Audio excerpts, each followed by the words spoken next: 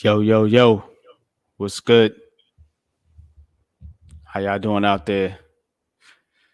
We back, man. You already know for another edition of Heart of the City, where we talk about all New York City area sports. We got a lot lined up for you today. We're gonna get into the Giants, of course, with that miracle comeback win. Gonna get a little bit into the Jets. Disappointing loss to the Cowboys, but not as lot expected of this team after the Aaron Rodgers injury. Um, we're gonna get into the basketball. Um, Preseason is right around the corner, as well with the NHL. Mm, Yankees, Mets, not a lot of news there, but they both still stink. But before I get started, like I always like to do, I'll shout out to my chat, shout out to my co-host, Mr. Coach Ed Gladney, man, from the amazing Coach Ed's Amazing World of Sports, man. How you doing, Coach, man? I'm good. And how are you, man? How's everything going with you? How's everybody in the chat doing? Yeah, what's good, man? What's good to the people in the chat, man? Shout out to the people in the chat. Um, Big fan, Breezy. Once again, it's on. You already know, bro. Time A, Maximus Jones will hoist up the trophy, screaming, "Are y'all not entertained?" Yes, sir, man. Hell of a game by Daniel Jones out there in Arizona. We're gonna get into that in just a minute. Levance, much love and respect to everyone, yo. Of course, man. Much love and respect to you too, bro, man. And you already know, man. Put that dinner menu in the chat. Wi-Fi, always. Peace to everyone. Love and respect, man. You already know how we do. So now, Coach, we're going to get into this Giants game and this Jets game. Um, but I'm going to start with the Giants because that is, you know, where a lot of fans, myself, you included, man, tend to focus on, man. The Jets have always kind of been the little step brother, and especially more so now that their big star is sidelined with an injury, man. But I don't wish injury on nobody. Shout out to Aaron Rodgers. Hope he gets well. Um, Van says tuna noodle casserole for supper tonight. All right, bro. I see you over there. um, but the Giants in Arizona down 20-0. Come roaring back in the second half and beat the Arizona Cardinals 31-28. Now, Coach, what do you think changed for this team being, just demolished for 6 quarters to start the season after all the expectations me, you, other fans have had, the Giants themselves have, and the ownership? What do you think changed in that second half, in your opinion? They let go of the Dallas game, and Dable basically challenged the team, and the team woke up and they opened up the offense a little bit more because that first play to Hyatt, you didn't see it in the first 6 quarters, and that's really what it was. Is many of us have said you got to send Hyatt deep to force the defenses to respect the deep threat because it'll open up the underneath and the mid range, which is and the run game, which is exactly what it did. But overall, no, I do not subscribe to the theory that Dable took over play calling. Most fans do not understand how that will tear the team apart. Now, is Dable and Kafka, are they aligned together? Yes. Does Dable, give his input? Yes. If he sees something and he says, I want you to run this play, blah, blah, blah. Yes, that can happen. But to be the total play caller, no. Can he say, could Kafka have said, "I'm thinking about this. What do you think?" And Dave will look at the play sheet and say, "Yeah, let's go with it." Sure, things of that nature, yes. But to be the play caller, no, I do not think that's happened. And here's another reason why. Okay, you do something like that. First and foremost, what are you saying to your players? Mm-hmm. They're going to lose confidence in the coordinator, and you basically have stripped him of his power, because what players are going to, when it becomes the issue, they're not going to go to him. They're going to go to the head coach. Yep. That's exactly what they're going to do. So to say that he took over as the play caller, Dable, no, I'm not with that. I'm not with that theory. I'm just not. Yeah. So I think I he believe might have influenced the coach a little bit. yes. So, for instance, he might have said, "Hey, Mike, run the ball more," or Mm-hmm. "Hey, Mike, throw the ball more, go downfield a little more," run some plays Yes. for Hyatt, run some Yes. plays for Waller. He might have said that. You know what I'm saying? And I think that's maybe where the difference might have been there. You know, Yes, um, and you look at the second half, the first play is an indicator. That's why you can say, what, they opened up the playbook. They didn't, Dable, taking over. No. Could he have said, look, let's run a little bit more, let's open it up more? Yes, that mhm. happens all the time.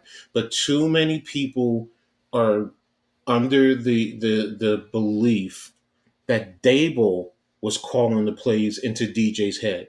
And that is furthest from the truth, in Mhm. my opinion. So, everyone else is entitled to what they believe. I don't care. So, I just say it ain't happening.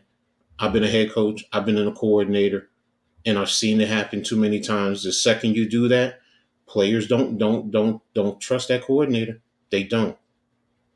Yeah, and plus they know Mike Kafka trying to get a head coaching job, and I don't think they want to do him like that. You know what I'm saying? But Alex, what's good, bro? Appreciate you, man. Big Blue in the Bronx, man. Y'all go sub up the Big Blue in the Bronx, man. That's my bro, man. Alex, man, his brother Luca, man. And the whole crew over there, man, doing great things, man. You know what I'm saying? Shout out to the Big Blue crew. Um, Tommy, for one time, he says Dave was a nice guy. He won't say he took the play sheet, but we all know Kafka left the playbook with circle plays. We all know it, but Dave was a nice guy. I won't say it. Yeah, I just think it was more influential. Um, you know what I'm saying? Dable broke a locker room at halftime. I heard that, man. I heard he got upset, man. But Dable's a fiery guy. Yes. You know what I'm saying? He's a fiery There you guy, go. man, and he should have been upset. Go ahead, coach. No, right there. That's what I'm talking about. Right there. He broke a locker. That's my point. That's the point. You inspire the guys. You don't Yeah. strip them down. You don't. Absolutely. Alex says a lot of quick game stuff in the first half, more play action and stuff in the second half. Reminded me of the game against Green Bay, plus the playoff game in Minnesota. Exactly, man. And that's what you want to see, man. That's why you got Waller. That's why you got Hyatt. You know what I'm saying? That's why you brought back Slayton. That's why you signed Paris Campbell. Like, get these guys the football. You know what I'm saying? I love Saquon Barkley. You know what I'm saying? But I'm tired of the feed Saquon narrative. You know what I'm saying? And now he's hurt. You know what I'm saying? Because you're giving them the damn football too much. You gotta find a balance there. You know what I'm saying? And get Waller and them involved in the game early. And then give it to Saquon, let him finish the game. That's how you should play. Saquon should have minimal touches early in the game. I mean, you want to get on the ball, but you got to balance that out. And I feel like the Giants, a lot of times, they just force it with Saquon, and it's I don't know, man. What's your thoughts on that, Coach? Mm, Saquon is a valuable piece, so you're trying to do things to, force the defense. to play a certain way. Which way you basically either you're going to load the box and we're going to go over the top, or you're going to play back and you're just going to run the ball. I mean, that's really what it is. Saquon is a valuable piece. I don't think it's more of forcing it. It's more of it's a chess piece. It's a chess game. It's a chess match. I'm gonna make this move. What are you gonna do? I'm gonna make this move. What are you gonna do? Mm-hmm. Um, Levant says, by any chance, brother Ed watching the Mystic Liberty game right now? Yeah, I'm watching it. I mean, the Um, Liberty are back up by 3. They were just down by 4 points, but it's the Mystics are playing a very physical. I mean, I'm gonna be brutally honest. They're playing old school Knicks basketball. So, as mm, a Knicks fan, I love that type of brand of basketball. But the Liberty are not built for that. So, I mean, that's really where it is. 74-71. Yeah, Is that what we at? 74-71, 44.8 Ready seconds left in the for the fourth fourth. quarter. Mm-hmm. Liberty are right now on a 9-0 run. Let's go. All right, man. So, But yeah, this was definitely done by closed doors. Only Dable and Kafka know the real. Second half bomb. Yeah, I agree got with it. all that, man. I'm just like they gotta figure out how to change it up because it seems as if teams have figured them out. You feel what I'm saying? And that's what I think it is. They like know what you're doing when you like Arizona game, the in the first half, the Dallas game, the whole game, like they knew what the Giants were doing. Hmm. And Hmm. and and that's why I think Dable was like, okay, we got to do something different. Yeah, you got to figure out the block, and I get it, but you can't let the I get it, man, but you can't let the O line like not let you function your offense. There's teams that score points and have crappy O lines, and I'm getting a little worn out with that excuse, because we seen Oh, them do this in the second half, and score points. yeah. I mean, I get where you're going, but if you're doing that, if you're gonna play in spite of your offensive line, that's where the quick game comes into play. You have to Mhm. have some semblance to be able to attack downfield. That takes time. That does. If you're not able to do that, then you're only able to really try and work a lot of the quick Then short. why not run Maybe more slants and little, you know what I'm saying, to Waller or something like that? Like that's quick let's game. That's a quick game. right. That's what I'm saying. If you can't throw deep to begin the game, obviously, you know what I'm saying? But you got to get the passing game going, is what I'm saying. They are geared up to stop Saquon Barkley. Every team knows that. And the Giants offensive line just ain't that type of road grading offensive line to just bully people. You know what I'm saying? And get that running game going. You know what I'm saying? Especially, I mean, like to force it. You know what I'm saying? Like we just gonna run the ball. They're not that type of team. You gotta have a different game plan. And I think these weapons that you brought in, that should be what you use to set up Saquon Barkley. I guess basically what I'm saying is they should use the pass to set up the run instead of the other way around because teams are geared for that right now. They're geared to stop Saquon Barkley and Daniel Jones in Hmm. that RPO game. But that's my That that unpopular that, opinion. that takes away that takes away one of the most important components of your offense, Daniel Jones and his legs. You see in the second half, he was moving a lot more. He wasn't just sitting in the pocket. It That's true. changes your defense. If you just try and sit back and throw the ball deep, he's going to have to sit in the pocket a Now, lot I'm more. not saying throw the ball deep, coach. I'm just saying like with the quick game, but the Giants don't even do that. It seems like they throw like some weird. It's just I don't know, man.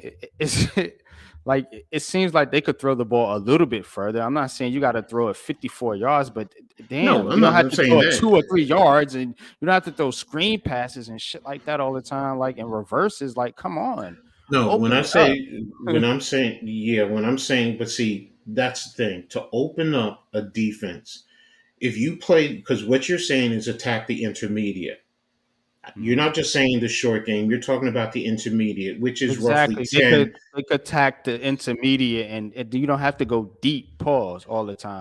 But to do that, you still have to open it up, because that's what a cover two will take away. The cover two will take away your 5 to 10 yard shots. Mhm. It's built to do that. So the only way to do that, that's why the move to Hyatt, it sent a message to the Yeah. whole league. Yes. Now teams are going to have to at least play back a little bit more. There They we do. go. Mhm. And you have Slayton as a threat too, and let's get Campbell down the field a little more. I know he's got speed. Like, yeah, they gotta open it up. But let me get to the chat. Hmm. We already read that. Our heavy tight end sets is our X factor. Tight ends that block, release, create separation, wide catch radius, mismatches down the field. Exactly. You know what I'm saying? But still, you still gotta open it up by throwing the football a little bit more. Um, Hmm. Hmm. our threat is Barkley in a run game. Teams have to cheat up for it, and sets open that up. But the problem is, Tommy, they have to cheat up, and when they do, the Giants still run the ball. They don't fake them out. You know what I'm saying? They do that a lot, and it's like Kafka's almost scared because it's I don't know, man. It's a weird looking offense right now. Jones rolls out and runs it with second half open things up. Um, that's what won the second half, opening things up exactly. And that's what I need them to do more is open things up. But now, coach, the other part of this game, obviously we talked a lot about the offense, but this is the defense. This defense, Hmm. eh, it's not firing on all cylinders right now. To put it, nicely. um, Hmm. Big fan Breezy, what's good, bro? Appreciate you coming through, man. That's my bro, man. Go sub to Big Fan Breezy, man. Links are in the chat for Big Fan Breezy, and also Big Blue in the Bronx, man. So sub up to those great content creators. But coach, this defense, man, they still getting ran on. They're still Hmm. still Hmm. running the football on them. Talk to me, man. In your opinion, from a coach's perspective, an experienced coach, what is going on with this Giants run defense? Um, Number one, the linebacker play is not playing up to play is not playing up to what our expectations are. McFadden, too many missed tackles, bad angles. It seems like he's playing a little bit tentative.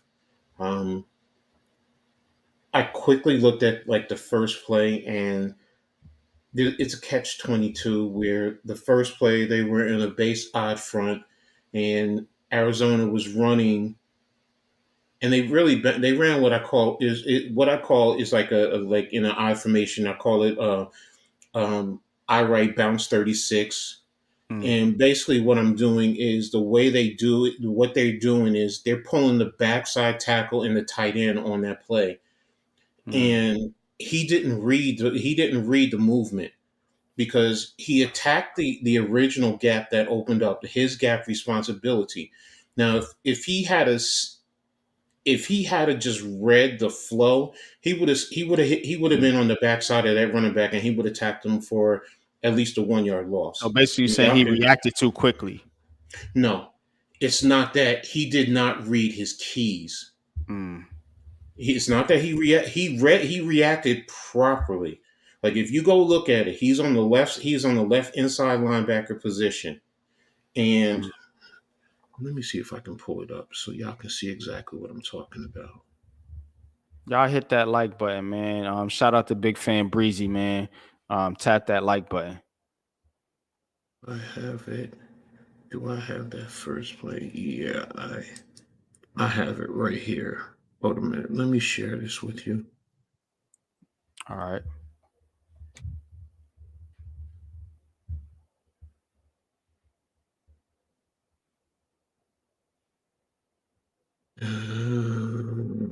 Change share screen.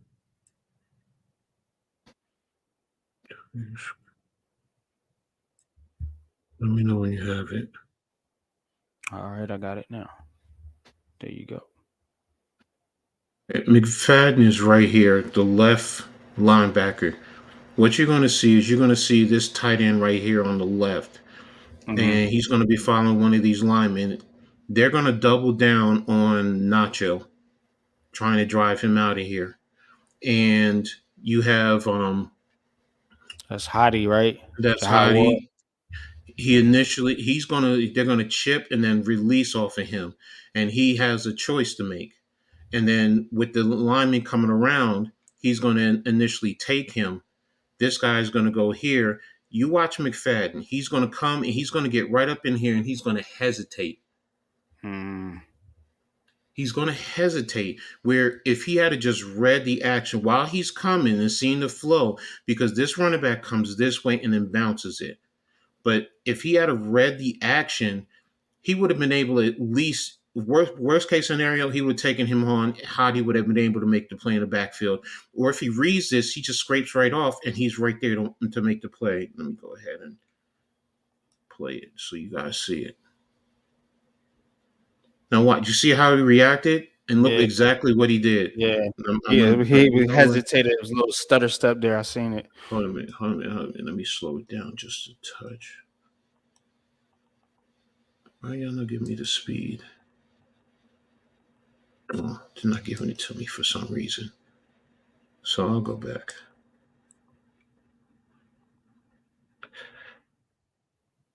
But see now he goes right here. You see how he get blocked right here, and you see where he's going. He can see this guy coming. You can see the running back coming right here. But if you see him coming right here, he's blocking down. I get it. You're trying to figure he's coming right here. What is he going to do? Okay. Mm, Yeah, they put him in conflict, but I would have said he's going to bounce it. First play, he's going to bounce it. He's trying to get outside. yeah, you gotta have that kind of instinct. Yep. And see, because if he was right there to take that guy on, or if he was right here, he makes the play in the backfield because you have Banks right here. Banks actually gives you a little outside support until he got hooked. That's the thing that I saw with Mm, McFadden. And I wow. saw that throughout the game. So those are just some of the little tidbits that I was looking at when I saw McFadden, when I saw him play. So Mm, but the rest of the defense, yes, guys not fitting, guys not getting off of their blocks. Um, I was wondering why DJ Davison got more work than Riley. I mean, we didn't see DJ Davison for most of the preseason, but yet and yeah. still he got a lot of more play than I don't think Riley got any play unless he Do was they on think? special Do teams. they think DJ Davison is which I don't, but maybe they had an idea that DJ Davison was better in the run game because I've seen Jordan Riley, play pretty well, but maybe they just think he's not ready, like not disciplined enough. But it's He made weird a he because made he made a play. He made a couple plays last week, didn't I he? know, I know. I'm not So defending it. You know what I'm no, saying? me Yeah, either. I'm just saying I don't know why they would do that. Um, Tommy says linebackers need to stop being in no man's land. We have to press man zero blitz, allow our linebackers to be attacking of the line of scrimmage, playing downhill, no hesitation, no dropbacks, just attack. Um, they do drop back Kayvon Thibodeau way more than I would like. So I can agree with your point right there. But But but the percentage of blitzes was on par with what he did last year. yeah, right. So I don't agree with like the middle linebackers and all that, but I think they do need to rush their supposed best pass rusher a little bit more. But it's my unpopular opinion, as I always say. But anyway, it's going to be interesting to see now. Saquon Barkley is out. Um, Hmm. Dave's came out and said earlier that he could play. He's a quick healer, but I think that's fluff. I think they're gonna hold them out short week. And you have what is it, 10, 11 days to prepare for Seattle. Hmm. So it would be wise to hold Saquon out of this game. Um, and then you have Ben Bredesen, who's dealing with the concussion, and he may not play. So the Giants dealing with some injuries here. Of course, Andrew Thomas banged up, Let me and say this. Let me say this in terms of Bredesen and Glowinski. Now, I didn't watch all of his tape in the second half, but Glowinski did seem to play a little bit better at left guard than he did the right guard. mm, I mean, I want to go back and I want to break it down some more, but that's um, interesting. I mean, I was looking at Bobby Skinner's. I quickly looked at his breakdown of Schmitz, McKeithen, and Azudu. So I just wanted to I skimmed it for a second. I really haven't broken down a lot of film. So, Mhm. but when they put Glowinski in, I don't know. That left side just seemed to play. Now again, it is the Cardinals. I also understand that, but they seemed okay on that left side. Josh So Azudu, can we put him at tackle? yeah, but he played left tackle. So are you saying you're going to put him over Andrew Thomas at left tackle? That's what you're saying. Mm, No, absolutely not. He's gonna have to play left tackle while Thomas is down, but we gotta have a conversation of putting Evan I'm Neal. not gonna. I'm not. He didn't. He didn't. He That's didn't look too good either in nope. this game. He looked better than He's he did against the better, Cowboys, but but better's not good no, enough. but he was not. His performance was he still was slow. He still was seemed like he was opening up way too fast. I looked at him and on Bobby's breakdown, I looked at him and Azudu at the same time, and Azudu is playing the proper technique while Shout out to um Bobby Skinner, Talking Giants. That's who coach is referring to, man. Talking Giants, Bobby Skinner and Pinnock, Justin yeah, Pinnock. and then I watched him and Azudu played it fine, but Neil was opening up way too fast at times. So it's becoming too much of a concern, and I still feel it's confidence. I really Mhm. feel his confidence is shot, and that's a problem. Mm.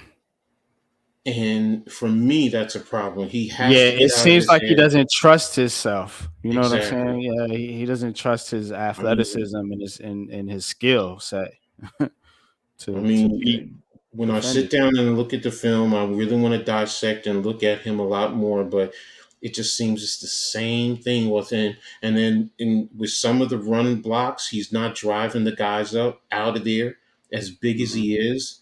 I mean, at least you had the run blocks. You knew he could at least drive people out of there. And I'm attributing it to confidence first, which is going to affect a lot of other things. So, but it's just frustrating with Neil because I'm not mad at you for saying move Azudu over to right tackle. I'm not. I do understand what you're saying because we don't have. You want to give him the opportunity in a sense, Neil, but if he's not performing, get somebody next man up.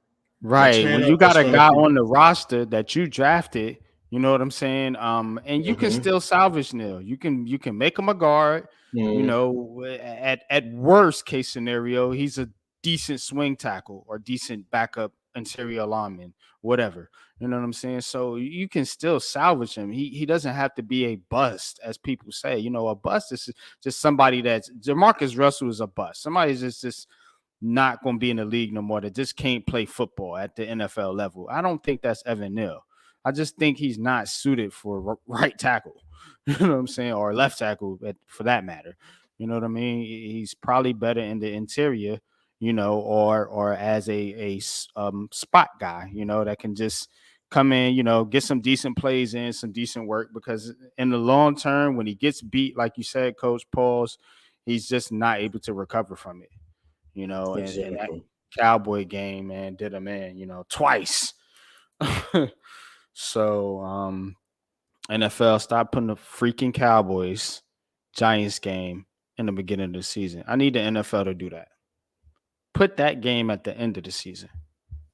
Stop putting they do this every year, Coach. Cowboys Giants first division game. Why you think the Cowboys have the edge? Because I mean, it's like automatic.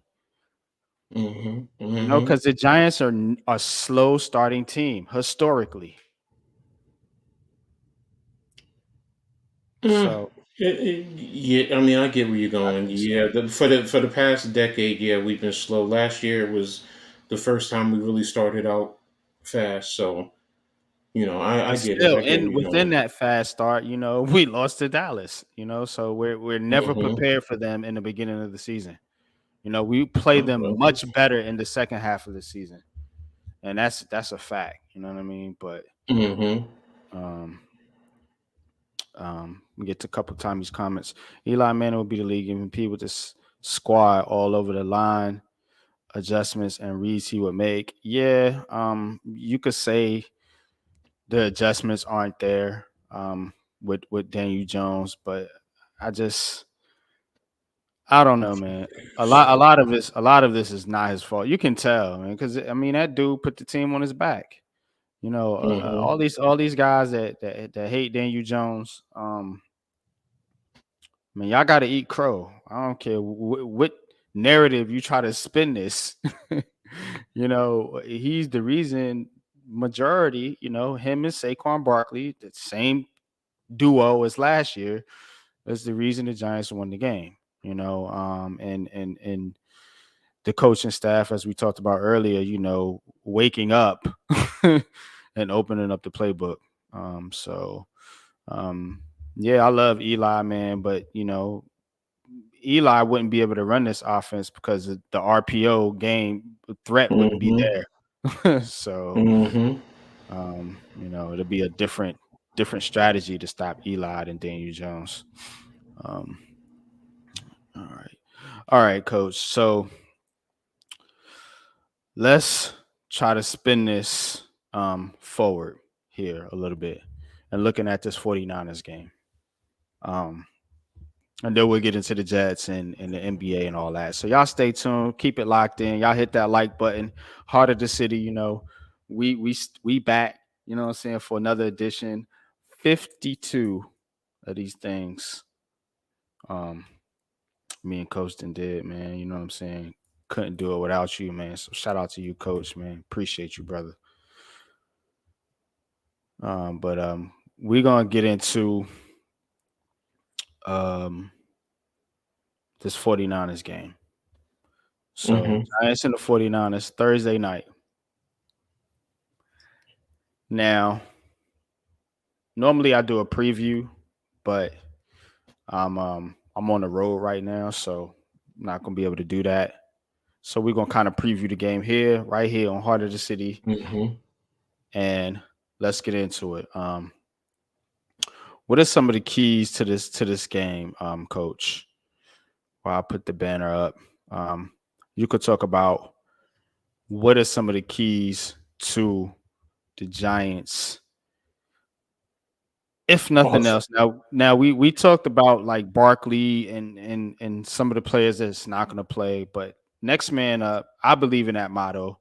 We've seen teams win Super Bowls with backup quarterbacks. So you lose a running back who people say is not an important position for some reason.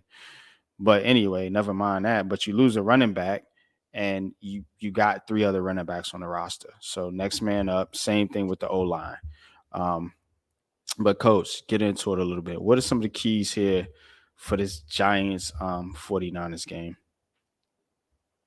have some semblance of a run game. Mm-hmm.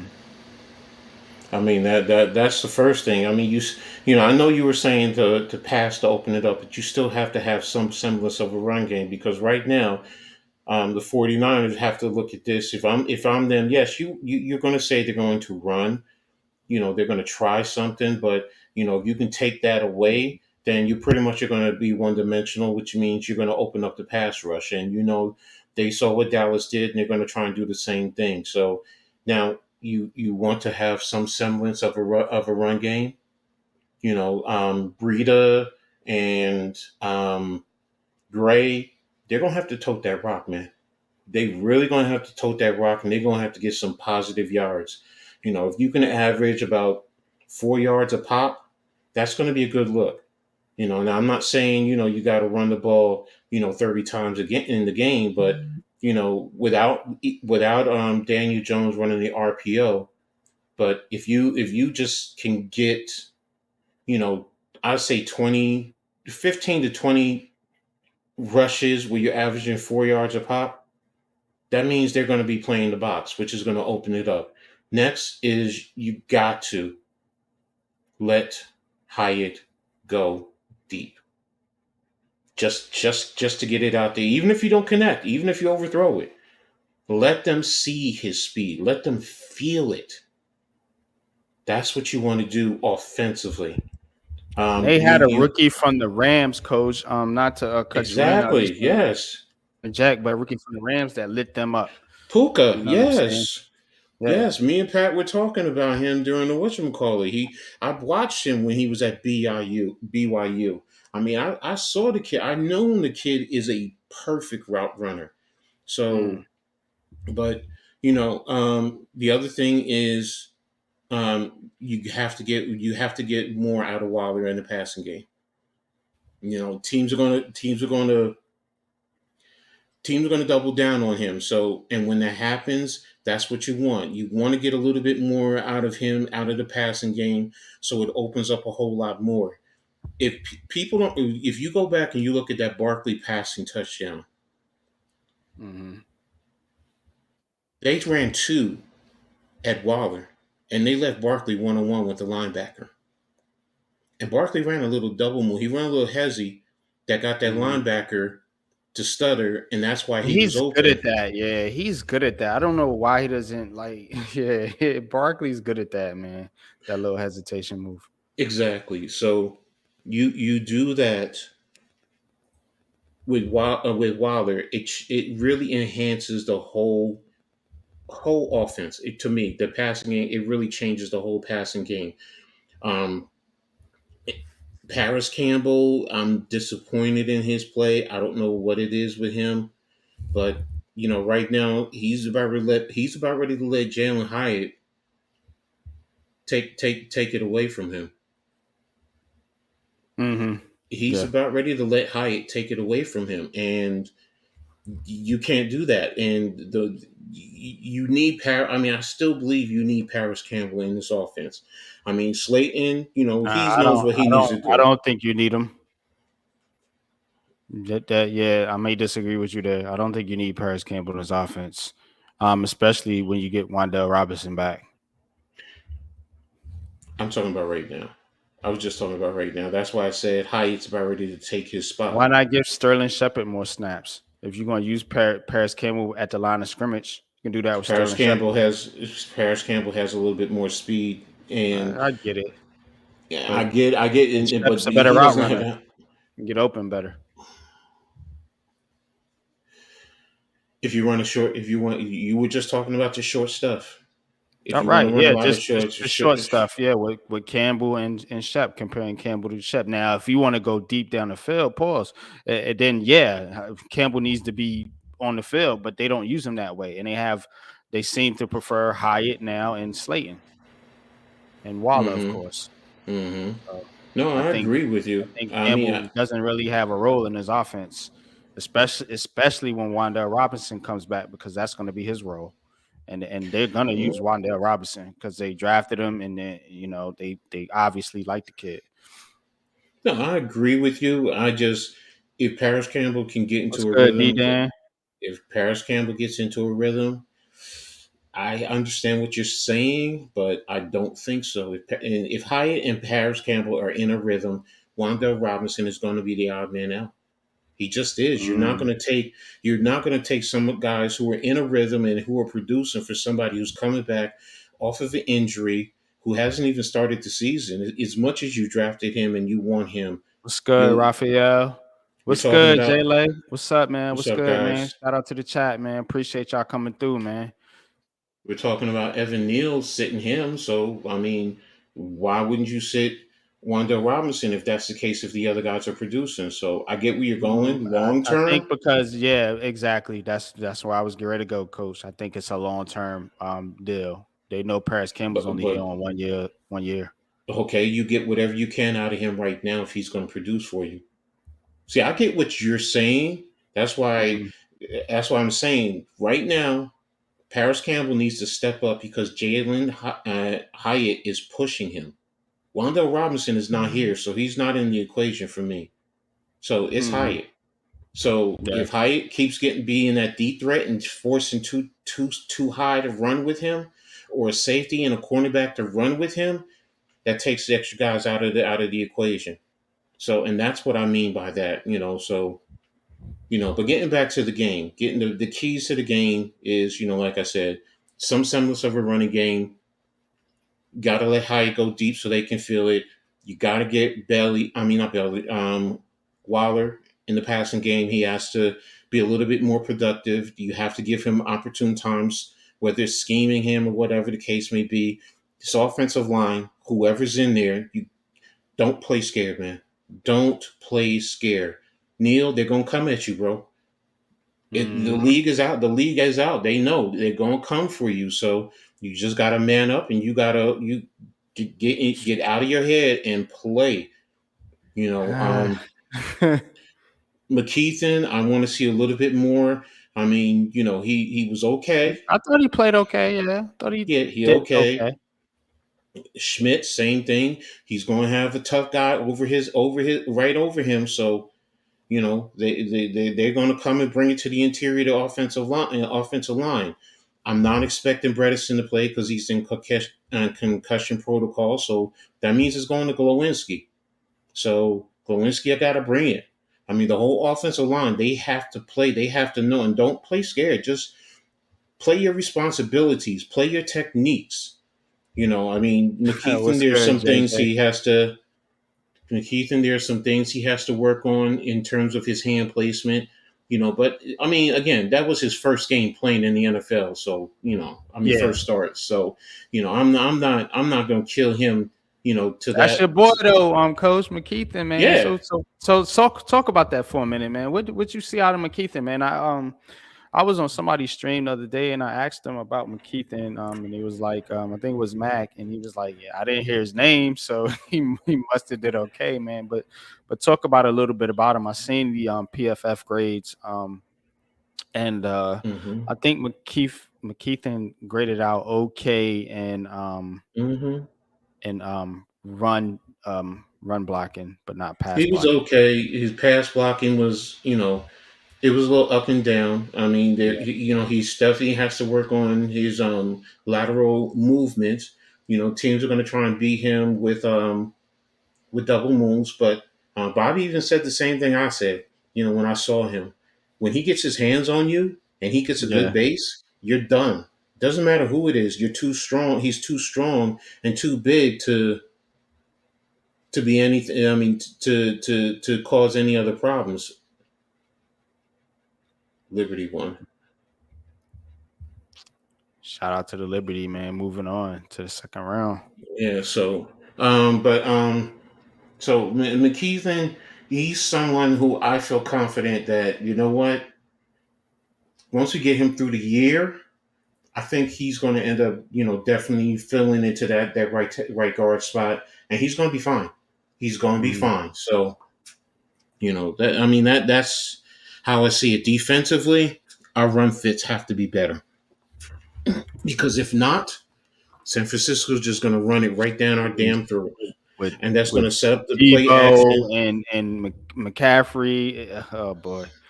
And if you don't play well and don't play physically in the in the run game, that's going to set up their play action because what you call it, he's good at play action. He really is.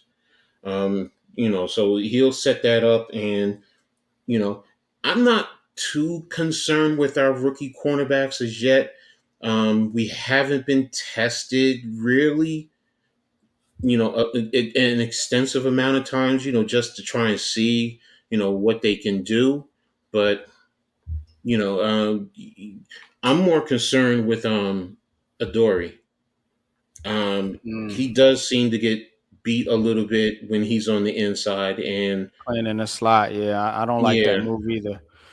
But Um, I'd rather him. I'm going to tell you, I'd rather him over Darnay Holmes. I'm sorry, that's the only thing. oh yeah, Because absolutely. if it comes down to it, I'd rather that. Now, if you're going to try and move, if you're going to say on occasion you're going to put McKinney in the slot just to give a different look, okay. But I'm not expecting him to. You probably give him maybe 3, 4 plays tops during the course of the whole Can game in the slot. McKinney do what he did last year versus CMC? Because remember, CMC was in that Panthers game when the Giants played him. And I was at that game, and Different team, different I philosophy, and know, different I know, personnel. So, but I'm saying as far as skill set, can he I stay with mean, the if he guy? has the opportunity, of course. Yeah. I mean, I'm not saying he can't. Wink, He's done Wink it should make that before. move. He should make that But move. Now the you're gonna have point a problem with Debo and you Ayuk. can't do, you can't just say because you're looking at two different systems. You can't Yeah. just say, okay, McKinney, just go because you did it when you was with the Panthers. They're two different systems, two different personnel. You're playing Maybe them you play differently. three safeties more. That's the other problem, though, that I'm seeing. Like everyone is killing Tibbs. Oh, he's not rushing the passer. Wink has never really relied on the edges to be pass rushers.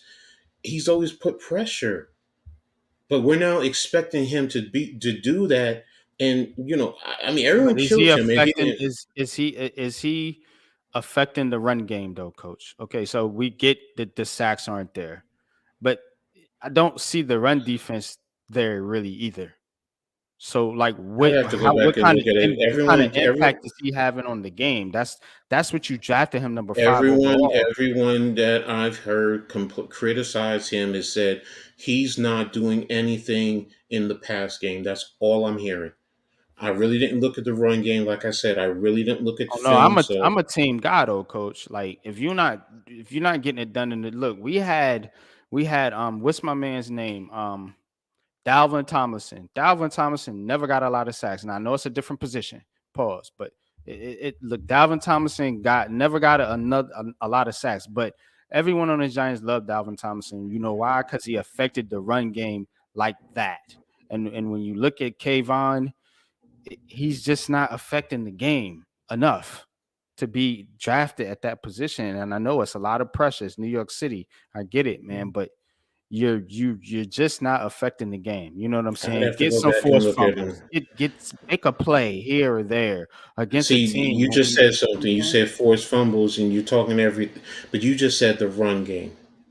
So you're including The, everything, but then you the, keep saying the run game. the run game, yes, I get it, but we need to see something No, from I'm Kayvon. not. That's I'm what I'm not. saying. I'm not. I'm not going to sit here and tell you not. But that's why I said I have to go back and look at this game to see what he did in the run game to see what type of impact. Because I'm going to say this: people can sit here and say he's not doing this, he's not doing that. If I see this man setting the edge and turning the ball back to inside, and guys are getting on the inside and Yeah, getting washed, that's not on him.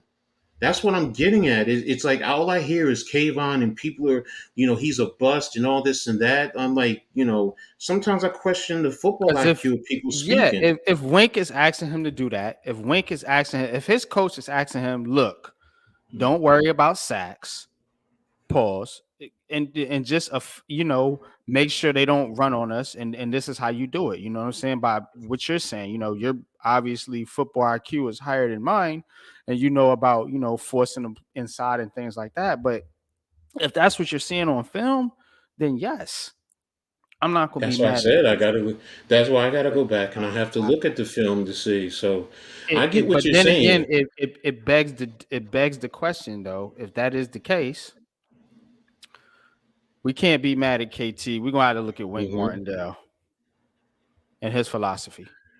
I'm sorry. Well, Because you again, don't draft a guy with Kayvon Thibodeau's skill set to make him a run defender.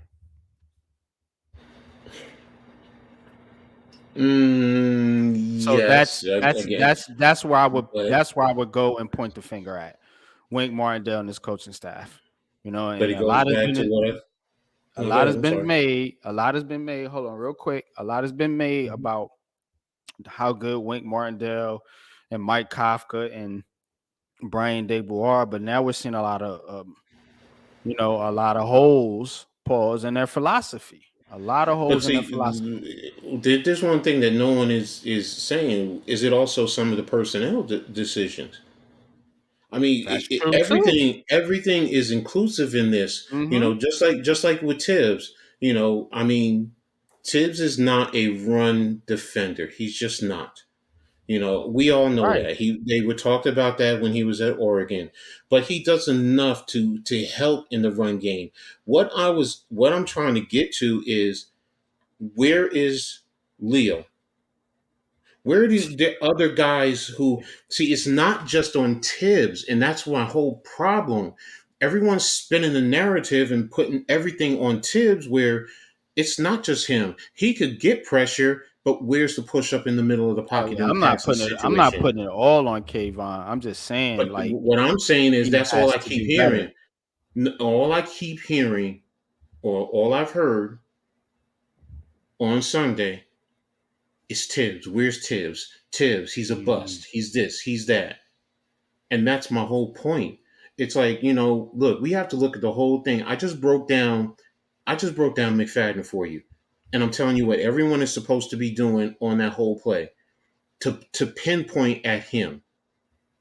And that's Mhm. what I'm getting at. That's why I have to look at the whole play. On that run play, they also ran at Hottie. Hottie is a great run defender. They bounce right outside of him.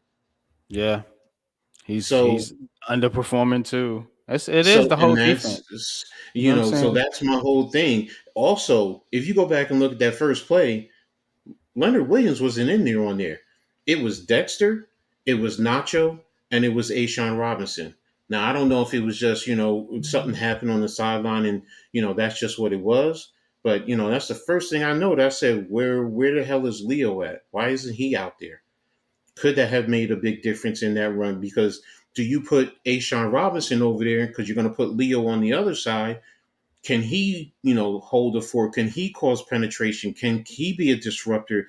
That's why, what? I look at the whole thing in its totality. It's not just one set player. So, but again, I mean, that's also me. I'm a coach. I get it. I look at things totally different than the average fan. I get it. But in terms of defensively, we have to be very stout in the run game. We cannot let them just run on us. I want to make them one dimensional, and I want to make them pass. I really do.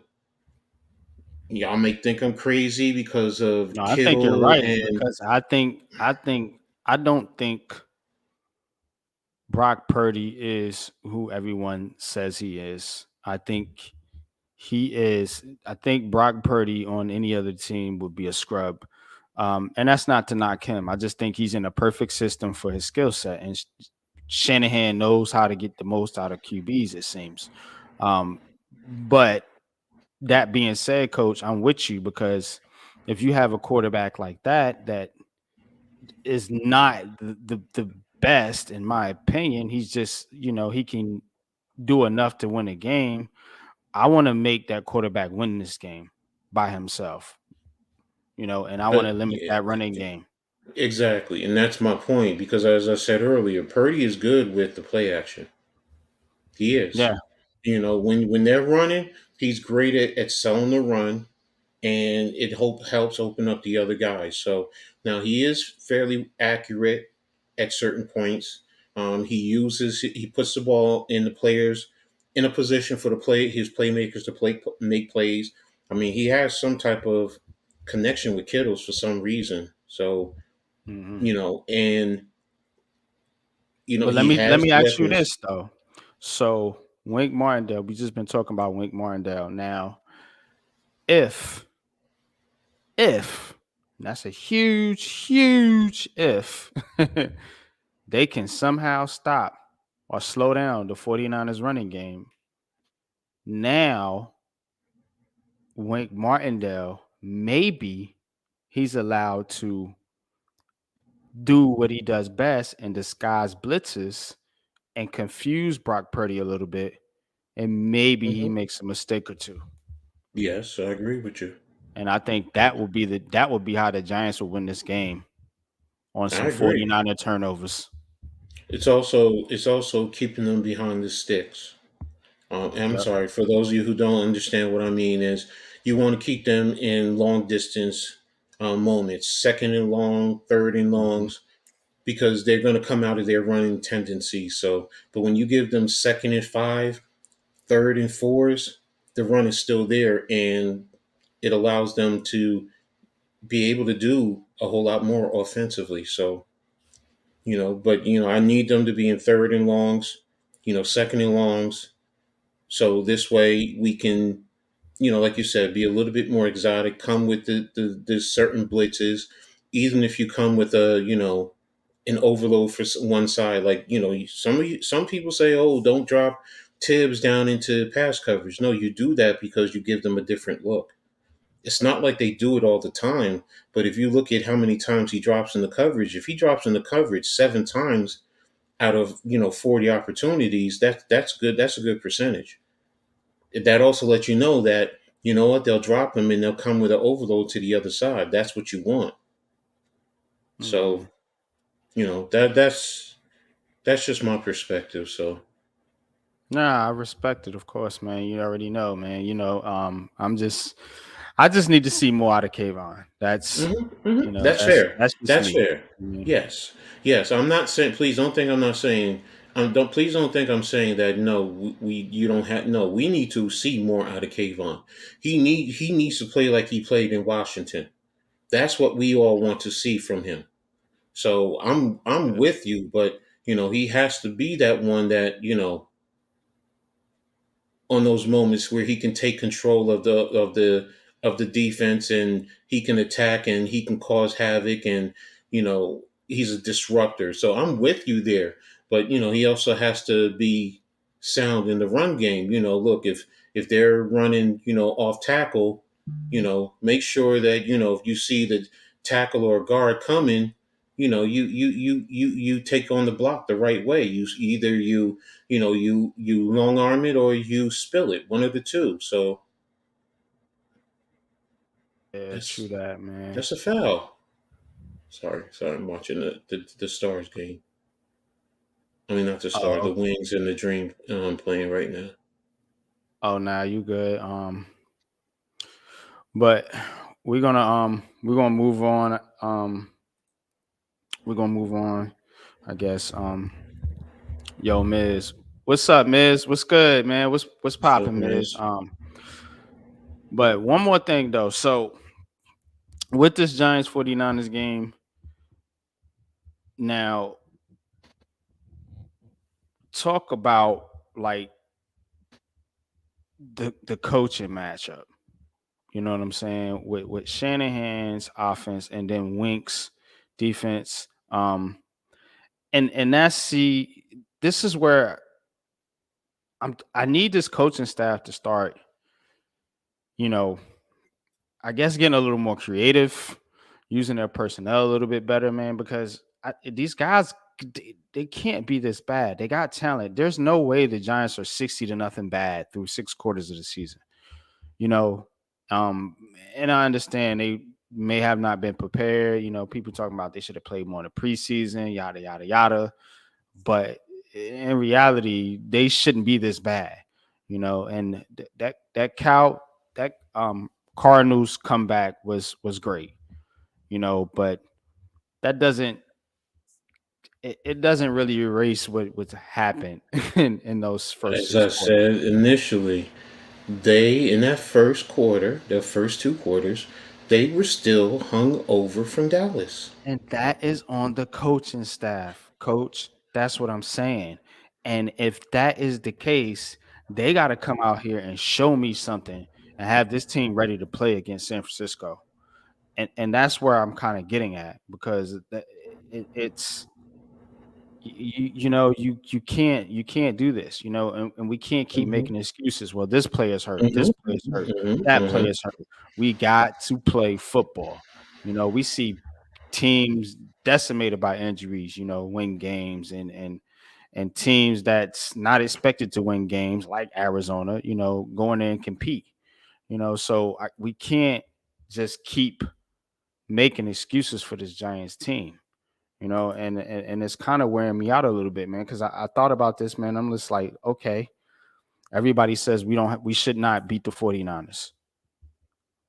What makes the 49ers so much better than the Giants? And we going through the offense and the defense. So now I'm taking it to the coaches. Are the Mhm. 49ers coaches better than our coaches? No. Exactly. I mean, look, are they both good coaching staffs? Yes. They're both good coaching staffs. I don't take anything away from Wink and Kafka and Dave's, but I also respect um the 49ers and their coaching staff. They also have talent. They do. They have some really good talent. So Here's the link for Miz and Pat if they want to join the show. For so Miz they and for Pat. so What's good, Pat? I if see we you, sit bro. down and we break down their talent, I mean, but it's not to the extent where it's just going to be another 40-0 game. No, I don't foresee it. See it to that magnitude. I'm sorry, I don't. If we Mhm. do what we're supposed to do and play like you're in the NFL and play with confidence, you can play with them. Now, just put yourself in position in the fourth quarter where you have an opportunity to win the game. That's all you really want to do. You want to compete and have yourself in position come fourth quarter where you can capitalize and possibly win the game. That's all you need to do. Mhm. Everything else will take care of itself. As far as the coaches, the X's and O's, San Francisco is going to sit down, look at the film. They're going to come up with great schemes to attack us. I believe our coaching staff will come up with some great schemes to attack them, offensively and defensively. So I don't think their coaching is, you know, better than ours or ours is better than theirs. They're both good coaching staffs. And they San Francisco, like you said earlier about them taking advantage of their putting their players in the best position to capitalize. That's smart coaching. That's what you're supposed to do. So, Mhm. Yeah, Miz says Kayvon will be good. Everyone needs to relax. I'm not relaxing on Kayvon Thibodeau, Miz. Pause, but because he just look, man. I need to see more, man.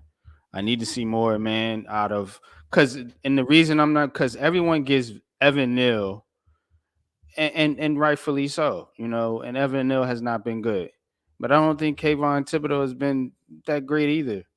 He had a good game or two last year, but so did Neal. So I mean, what are we talking about? Put the same expectations on these players. They were both drafted top 10, and again, if this doesn't work out how we think it should work out, I'm pointing the finger at Joe Shane. I don't give a damn what people talk like he's the greatest GM ever. No, you got to do better too, bro. Two top 10 picks, well, and let you me whiff ask you. on Let me both. ask you this. Let me I'm just ask you saying if this. it doesn't work out, I'm Are rooting you for talking about obvious. this game, or are you talking about the season? When you I'm say it talking doesn't work about out, overall. Yeah, I'm talking about the overall. whole season. Yeah, I was Okay. just Okay. referring to Miz because he Okay. No. said No. Kayvon No. will be very good. Everyone needs to relax. I don't know that he will be very good. I really don't. I don't know. I'm really questioning it right now. And I gave him, year one, and we're giving him year two. We're not scrapping him, and I'm not going to say, bench him or trade him or anything stupid like that. No, I ain't that type of guy. But I need you to play better, or I need Wink Hmm. Martindale to put him in a better position to succeed and use his skill set. So it's one or the other. It's either on the player or the coach or it's on both. But to me, it just seems like he should be performing better. So it's either Wink Martindale's. We're gonna talk about Wink Martindale, which we have already, or we're gonna talk about Kayvon Thibodeau and what he's doing or not doing. So and that gets into film study. You know what I'm saying? And shout out to you, Mhm. coach. You watch the game a little bit closer than I do, obviously. So when you go back and watch the film, please let me know. And I'm gonna watch the film too when I get a chance to, and let me know if Kayvon Thibodeau is setting the edge and doing what he's supposed to do in the run game. And then I'm gonna look at Wink Martindale and saying, why are you using this guy? Why aren't you putting this guy in better pass rush positions?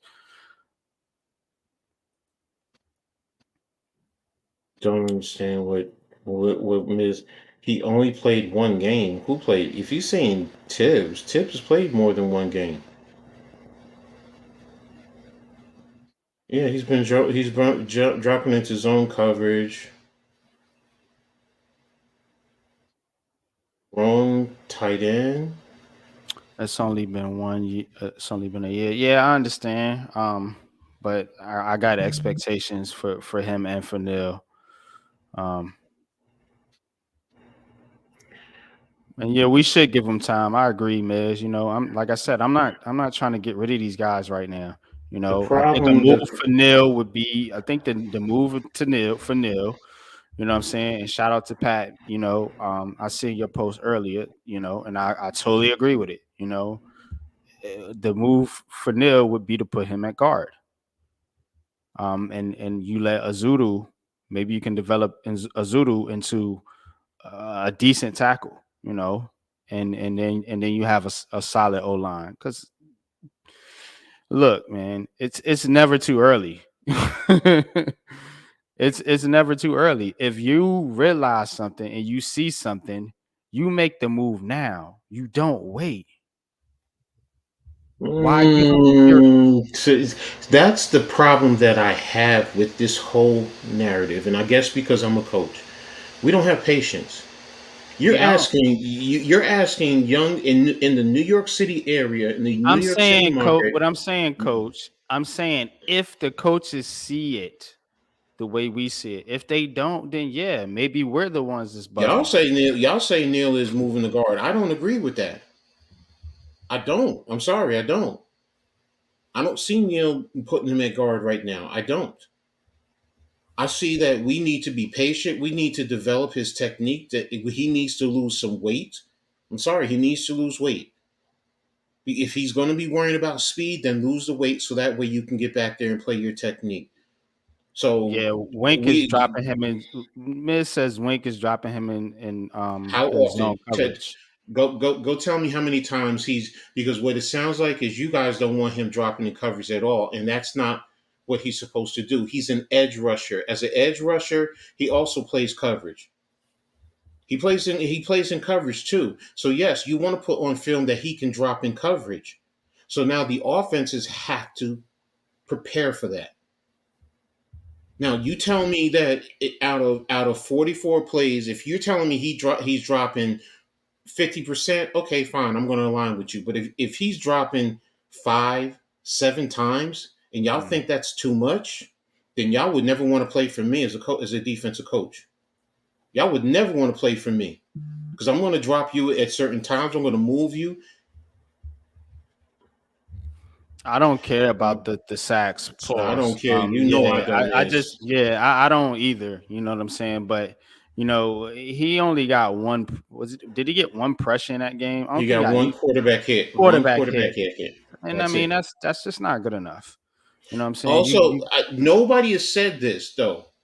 They geared for him now because you didn't have Aziz on the other side. hmm Like, yeah, everybody's killing this kid, but they're not looking at the whole picture. And this is what frustrates me about football fans, because we sit here and we skew things towards a certain narrative, but we don't look at the whole picture. Why? Because we're impatient. We want to see this. We want our team to dominate. Nah, sometimes we're gonna get our asses kicked. But how do we rebound off of that? Because the bottom line is, if a guy puts you on your ass, do you bitch up and disappear, or do you get up, brush yourself off, and you come back and say, "Yeah, you got me on that play, but I'm gonna get you on the next one." Hmm. And that's What's that's a problem with me and versus fans, because I'm not a fan. I'm a coach. I get it. I get it. Oh nah, I respect that, coach. You already know, man. You know what I'm saying. But Oh, not me, you. I know you. I know. I know. as the fan on the show, I need to see more from No, Kayvon I know Thibodeau, you. I'm not talking about you per man. se. I'm But talking Pat, about. what's good, bro? What's up, man? Shout out to Big Pat, man. What's up, man? What's cracking? What's going on, fellas? Go ahead, coach. He was in the middle of No, saying no, no. something. We good. We good. We good. No, I don't agree with the fans talking about Kayvon Thibodeau is a bust or anything like that. That's crazy talk. He's only in Yeah. his second year, but I will have a video coming out on this subject tomorrow morning at my normally scheduled time to let you know exactly what the fans are talking about. And you have to, you have to understand where some fans are coming from. But I can't give you all the goods. You have to watch the video tomorrow, and you'll know exactly what I feel about the Kayvon Thibodeau situation. Hopefully, he can turn it around. Azeez Ojulari once again is hurt. That plays a part of it too, because when you're being Mm-hmm. double and triple team, you're not going to make that much of an impact. Hmm. But Mm-hmm. you can't expect him to be on Hall of Fame level only in the second year. He's supposed to be special, yeah, but there's certain type players like a Nick Bosa or TJ Watt. They're just special players, man. Um, like I said, the video will explain more of what I'm talking about tomorrow. Shameless plug, but what we talking about tonight, fellas? Oh I had to nah, come just back. nah. I was just we just going over the game, man. I was giving my D keys to Big. Dan, I'm telling you right now, that is not true. Because if that was the case, then you would have never dropped Lawrence Taylor into coverage. And what's one of the greatest plays Lawrence Taylor did against Detroit, that Thanksgiving game where he intercepted the ball and ran the ball, what, 96, 95 yards for a touchdown? To say you don't drop him in the coverage, no, you do drop him in the coverage to show that he can do other things, and the offense cannot just say he's only coming as a pass rusher. That's why I said, what is the percentages of him dropping into coverage? If you say 44 times he played on that field and he dropped into coverage 5, 7 times, that's not a lot. Sorry, that's Yeah, not a lot. That's a lot. not. Yeah, a lot would be like 20 or 25 times out of 44. Yeah, you don't want an edge rusher dropping that many times, but Exactly. that's not a It's just lot. 5, 7 times. Miz says is getting tired of Aziz. That the issue is because Zimenez sucks. I mean, yeah, Aziz is a part of it too, and I was one of the ones talking about Aziz's injury concerns, mm-hmm, and it going into the season. mm-hmm, You guys know that, mm-hmm, and look at mm-hmm. here, we're right back to square one again. So it does play a part of it. You know what I'm saying?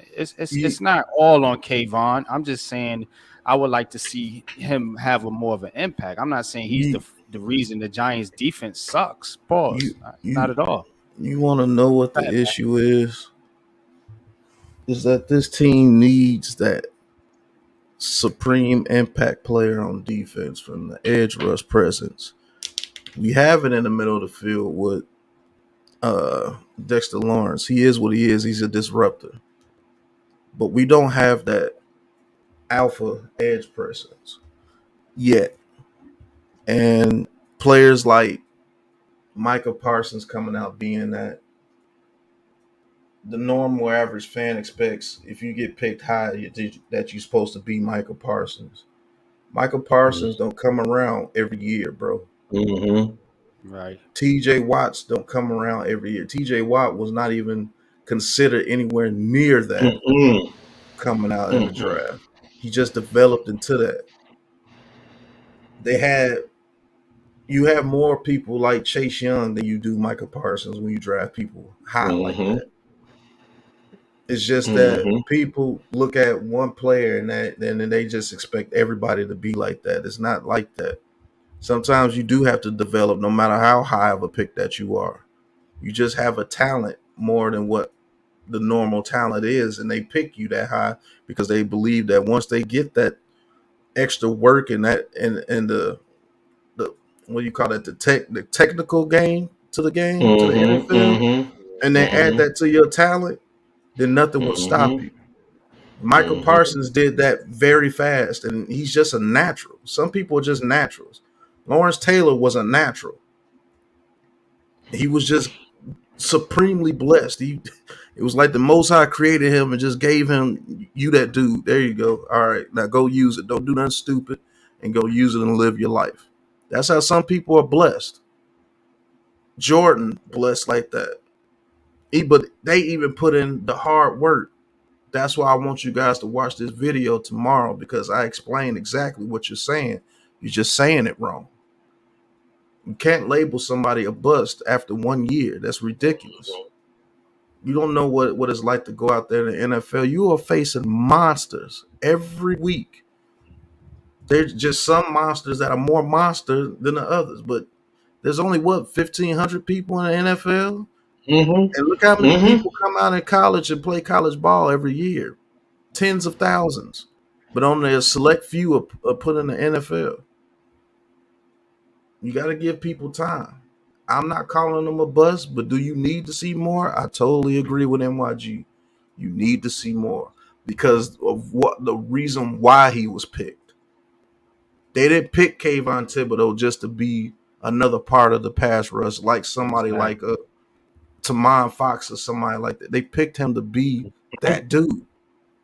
And I understand the frustration, but even though he was picked to be that dude, you still have to give him time to develop. That's true That's too. all I'm saying. That's facts, man. Good shit, Pat. You know what I'm saying? Because you do got to give these guys time. Him and Evan Neal, and it is too early to tell, but being in New York, you know how this fan base is, you know how these fans are, and we do have high expectations for the New York Giants this year. And maybe we should have tempered our expectations going into this season, man, because Kayvon isn't ready and Evan Neal isn't ready. And a lot of our expectations, and me and you both said it, Pat, was based on Evan Neal taking that next step. And you could say that same thing about the defense. I had high expectations for Kayvon Thibodeau taking that next step. And if these guys just aren't ready and we need to give them more time, then we need to temper our expectations for the New York Giants in general. And maybe this is not a playoff team, and maybe this is not 11-6 or bust. Maybe it's not that. You know what I'm saying? Because these guys, that prediction was based on Kayvon Thibodeau and Evan Neal being who we thought they were going to be this season. Let And me and that's where the frustration is, I think. let me explain something too about that. I'm not lowering my expectations about anything just because of 2 games.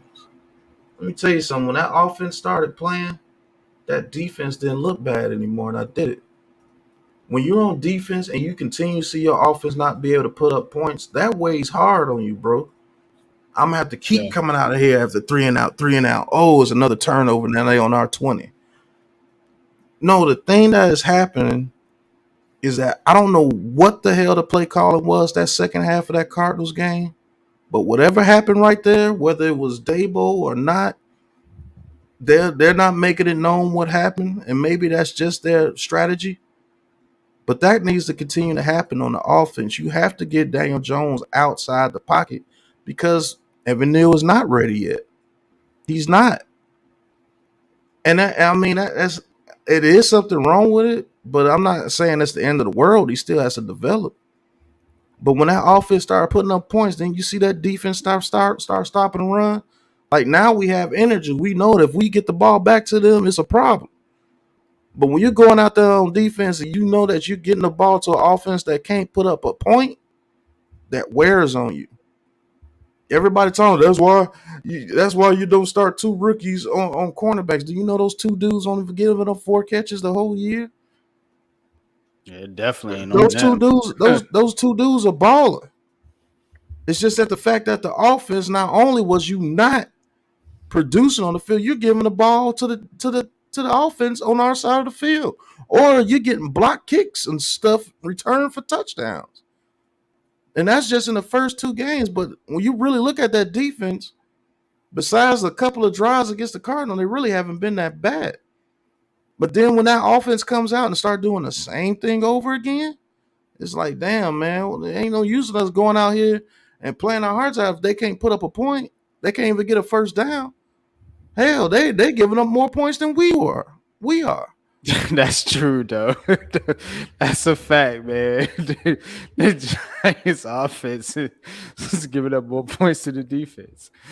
Oh man, But yeah. but like Coach said, I don't think we're normal fans, and that's why we get the flack that we get when we say the things that we say, because we're not normal fans. I actually look at this team like shit. If they called me tomorrow, I'm ready to go to work. I see some things that we can do, and I see things that maybe if we implement this, maybe they work out a little bit better. I look at the whole team as a whole. I don't just look at a stat sheet, and just because you ain't filling up a whole stat sheet, you blow balls. That doesn't make sense to me, because you can have an impact on the game more than the dude that got 2 sacks without even getting a sack. Because if you're getting pressure every freaking play and that quarterback cannot throw that ball on the point where he wants to throw it, you're rushing the offense, you're speeding up his time clock, you got him seeing ghosts.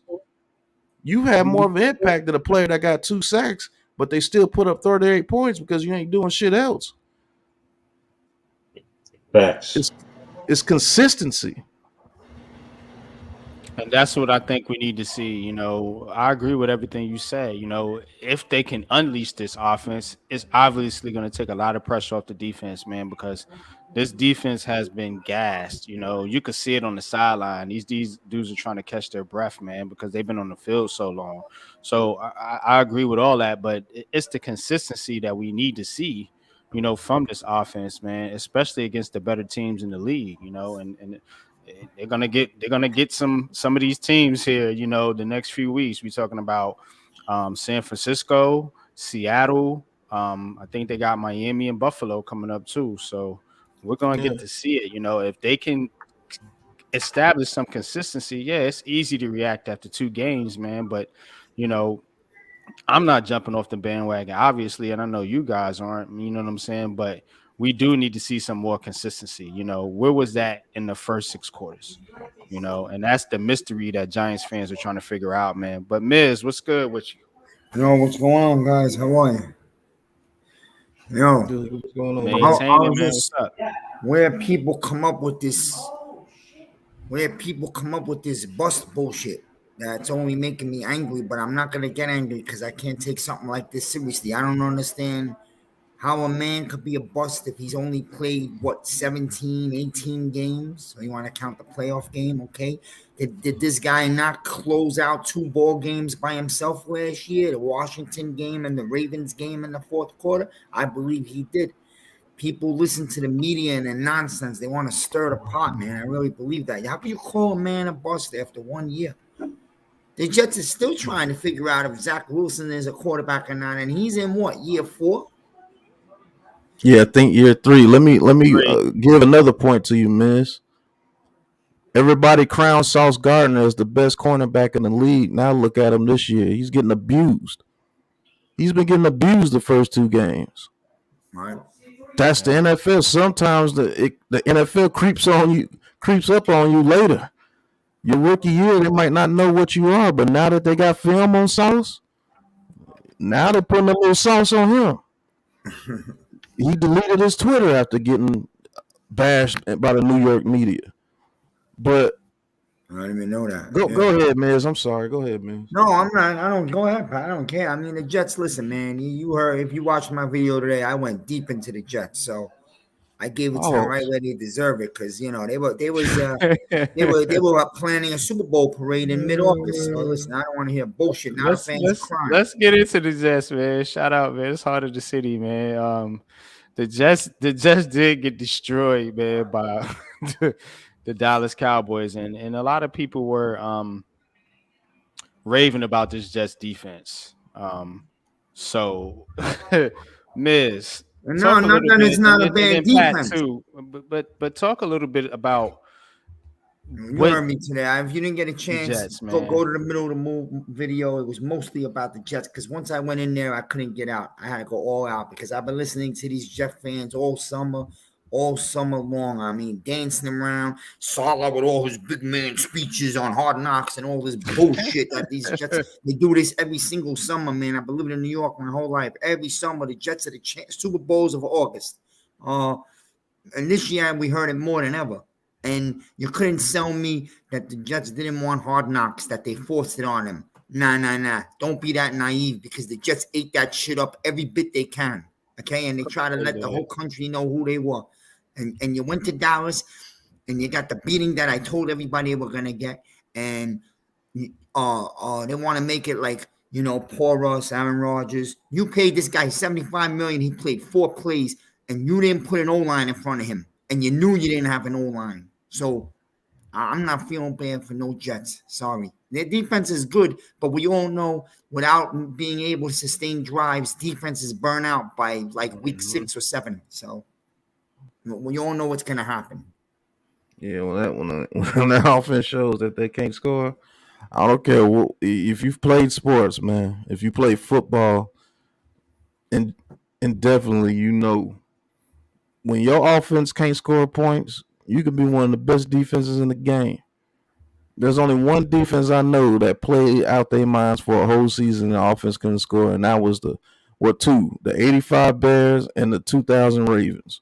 Right. Those were special defenses, but normally, if you keep going out there and you busting your ass, and it's the third quarter and it's still 0, and they're beating you 6-0, that's some bullshit. Yeah. And you know they can't score. Like they're not gonna put up points unless we get a pick 6. It's a wrap. Yo, but that's how I felt about the Giants offense. The Yeah. first 6 quarters of the season, man. And the Jets ain't no better. I'm with you, Miz. They ain't no damn But it's better, not man. that Because NYG, man. Zach We didn't run Wilson around is proclaiming Super Bowl all trash. summer long, That's true. What I'm saying is we heard that all you heard from the media and the ESPN and the fans and the media, they shoved it down our throats. Aaron Rodgers, the Jets, their defenses. I heard guys on the Jets saying they were going to be the 85 Bears. I was laughing. You know what I'm saying? Like, you're going to be the 85 Bears? Really? Do you even know who the 85 Bears were? Right. And But you want here's to know my something thing, else? Pat. One more thing. The fans want to cry now. Oh, look, you can't blame us. We have Zach Wilson again. Wait a minute now. You're the team that drafted Zach Wilson. This regime drafted Zach Wilson 2nd overall. And you Facts. should have developed him. So you should own Douglas and Salah should own up to it. You know another thing that predicted that came true? I told everybody. I think Lou said it too. I knew that dude Aaron Rodgers was gonna get hurt playing behind that offensive line. I knew he was gonna get hurt. Man, that left tackle looked like Evan Neal on that damn play. And as old as Aaron Rodgers is now, he don't have the athleticism that he has. And if he comes back after a Achilles tear at 41, they better get a whole new offensive line. It was going to happen again. I'm telling you. Well, they better draft a young quarterback to be right behind him for the future. They got Well, one. not Zach only Wilson. that, NYG, not only that, I just 2 more things. When I said it today when I was on my rant, I just went all out. I rambled on, but a lot of people was like, even Joe B from WFAN said, yo, you hit it on the nail. And I don't even know the guy like that. I just know him from the radio. But the thing is, you drafted Tipman. He hasn't played a down. You drafted Tipman in the first him round. over Smiths. Remember that. You They didn't drafted play him over one John down. Michael Smiths. Okay, yeah, they leave that passed on part out. Schmitz, which we all knew was a mistake right from the get-go. They passed on Schmitz, the idiots. They took the bigger whatever. He hasn't played it down yet. You drafted, and all I heard about was this guy, what's his name? McDonald, the defensive end. All you heard about now, he was going to be an all-world edge rusher. He hasn't even put on the jersey. He hasn't suited up for a game yet. He's been wearing street clothes. So what is this organization doing? Yeah, Listen, I don't know, man. They play McGovern. McGovern was ranked 27th in the league for 2 weeks at center. He's a trash can. listen. It is I what it was is. so It's never going to happy. change over there. I was so happy on draft day when they said the Jets drafted Titman and the Bears traded up to get a DB. I knew John Michael Yo, Schmidt. I knew John Michael Schmitz was going to be good. we And knew it, just bro. to You already. just to get back to the Giants, just real quick, that dude's going to be the leader of this offensive line by the end of this year. You can Oh yeah, tell. he's a dog. Yeah, You can Smith's a absolutely dog. tell he's already pushing people to pick up stunts. He had to push McKeithen to pick up a stunt on one play. He pushed him into it. Like he saw it. He saw it before the guard saw it. He was like, "Man, get your ass over there. He's coming," and pushed him over there. And McKeithen picked up the block. Now, you're gonna give me a lot of flack about this, Miz, and I said it on Twitter. I believe the best lineup we have when Andrew Thomas comes back is Thomas at left tackle, Evan Neal at left guard, Schmitz at center, McKeithen at right guard, and Azudu at right tackle. The reason why I say that is Azudu, looking at him, he's a tackle. He's not a guard. He has the athleticism to play tackle, and he has the athleticism to stop the freaking edge rush from just moving around him and getting to the quarterback. He has the talent to stop that from happening. Now, he's going to have to work on his core strength when it comes to bull rush. Now, he will struggle with somebody that has a strong bull rush. He will, beginning his career. But I don't think Evan Neal can stay at right tackle in the NFC East, bro. He's too slow. You're, Unless they you're, stop him you're, from putting his hand in the dirt and having to get his hand out of the dirt and get to the edge to stop him from doing that. He's too top heavy and he's too slow right now. But I know one thing: you put him at guard, it's going to be a problem. He's going to be just like McKeithen, except a little bit more athletic. And McKeithen's going to be a problem too. Once he gets his technique and everything down, he's going to be good. And I think that's the lineup they're going to need to go moving forward. I think you need to take your losses with Evan Neal at right tackle and move him to guard because nobody's going to complain about it if he turns out to be an all pro guard. That means you hit, but he just Exactly. didn't hit at right tackle, which is okay. There's plenty of people that move from tackle to guard and had success in the league. right. But if you put those five people in that lineup, I think we got a hell of an offensive line as soon as they start to develop. Maybe not this year, there'd be a top 10 offensive line, but you put those guys together, and with Schmitz is going to be a dog, man. Schmitz is going to be able to call those blitzes out. He's going to be able to call things out. Get your ass over there. You see him coming, get over there. He's going to turn into that guy. Andrew Thomas can't do it, and he won't do it because he's not that temperament. He's a silent killer. He just goes out there and handles his business at left tackle. But your center has to be somebody like that. And he's gonna be a problem, bro. He's already putting people on their ass and he's already deciphering shit. And this is rookie year. So by this time next year, he might be a Pro Bowl center. Who knows? But go ahead, coach. I know you was finna say something. I'm not ready. I don't believe that is yet right now. I don't. I still think he's developing as a right tackle. He still has to develop. Um, I mean, I'm with you on McKeithen, AT, of course, Schmitz. I mean, I know Zudu is a tackle, capable of playing guard. It's just, I just don't see him moving. Oh, damn. I guess I'm just not ready to move him inside right now because he hasn't even had a full year. He hasn't had a full 17 games. So he's still You talking learning. about He's Neil? still You talking about Neil? a Neil. So now I do believe Neil needs to lose some weight, which will help him because I don't think he's playing with confidence. No, he's not. And he's worrying about speed off the edge. And I think if he loses a little bit more weight, if he got down to 320, 325 ish, 320, that can get there. Because if you go look at the film, him and Azudo in a pass pro situation, Neil Azudo proper technique, didn't open up too early. Neil literally off the line of scrimmage, he's opening up. Yep. And that's the reason why I said I think it's his weight, and I'm not one to with big guys to harp on losing weight, but he needs to lose it because it's going to help his confidence. Otherwise, because if you get him on the inside, you're gonna go up against a three tech who's just gonna beat him with a double move. If he can't handle outside, what's gonna happen on the interior where it's just that much quicker? Maybe he's more confident when he gets on the interior. I think He because hasn't of played. his long arms. He played interior at Alabama.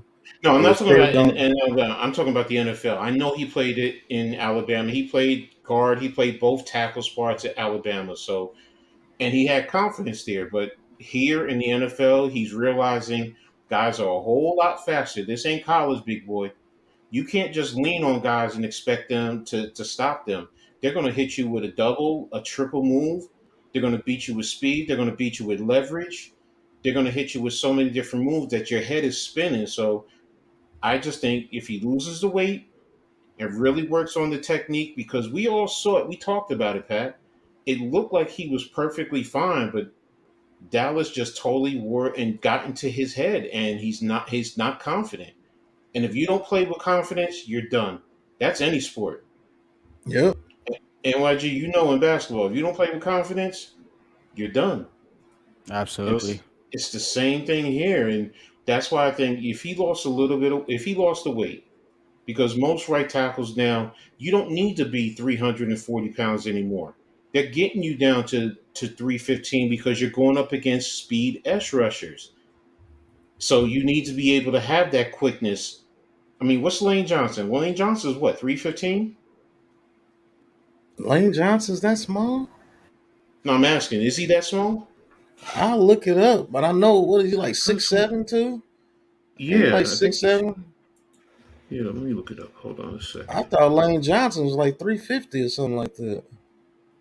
I could Maybe be I'm wrong. wrong. Let me just double check. I could have sworn Well, he was. he had a better game against Arizona. I know what you're saying. I Man, mean, you look at the tape Dallas though, pass man. rush is the best in football right now, Pat. You know what I'm saying? Yeah, That's a it test of the is. top. Oh my God, yeah, he is. He's only See, 310 pounds.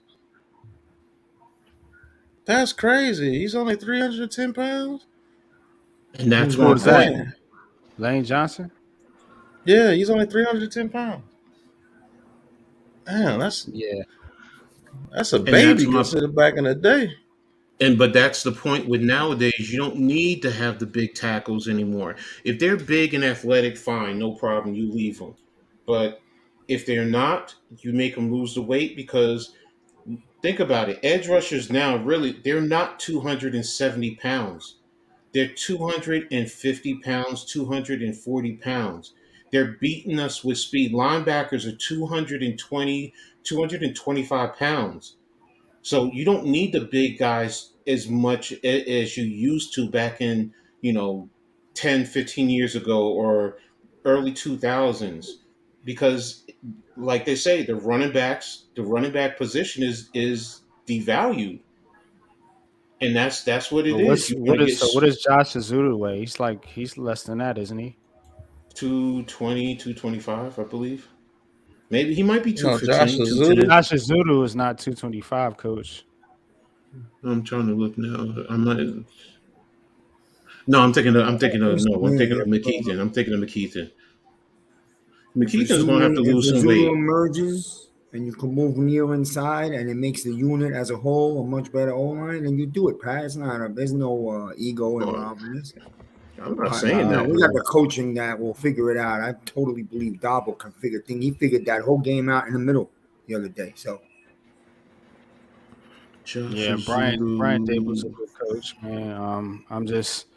I'm still questioning Green Room 10. Kafka and Wink Martindale and their Uh, strategies I'm because not gonna question Winkham on there because he's been doing it in this league a long time. I would like to see him try Simmons on the other side from Kayvon, as long as Aziz is not healthy. Like I would actually put Simmons on as a pure edge rusher. but he's not a run stopper. He is going to have issues, and it becomes yeah, they're predictable. going to get washed in the Yeah, run they're game. going to say Yeah, he's only coming in the passing situation. Now, if you want to move him around, I'm fine with that. I mean, McFadden disappointed in this game. It's coming. We all see it. Where it's going to be Bobby O and Simmons at the second level. It's going to be those two at the second level. I don't think Bobby O looked great in that first half. Second half, he turned it Mm-mm. up, but the No, first half, he had an off game I too. told you, man. I really believe they were just shell shocked. They were still focused. They still had Dallas in their head, and like you said, Kafka broke a table or broke a locker or something to that effect, and Oh, it Dable, motivated yeah, guys. Yeah, I mean Dave. I'm sorry, I said Kafka. yeah, nah, So once you got that out of them, you saw the second half. I mean, 31-8. They outscored them 31-8. yeah, We're sitting here, 60 points over 6 quarters. Okay. All right.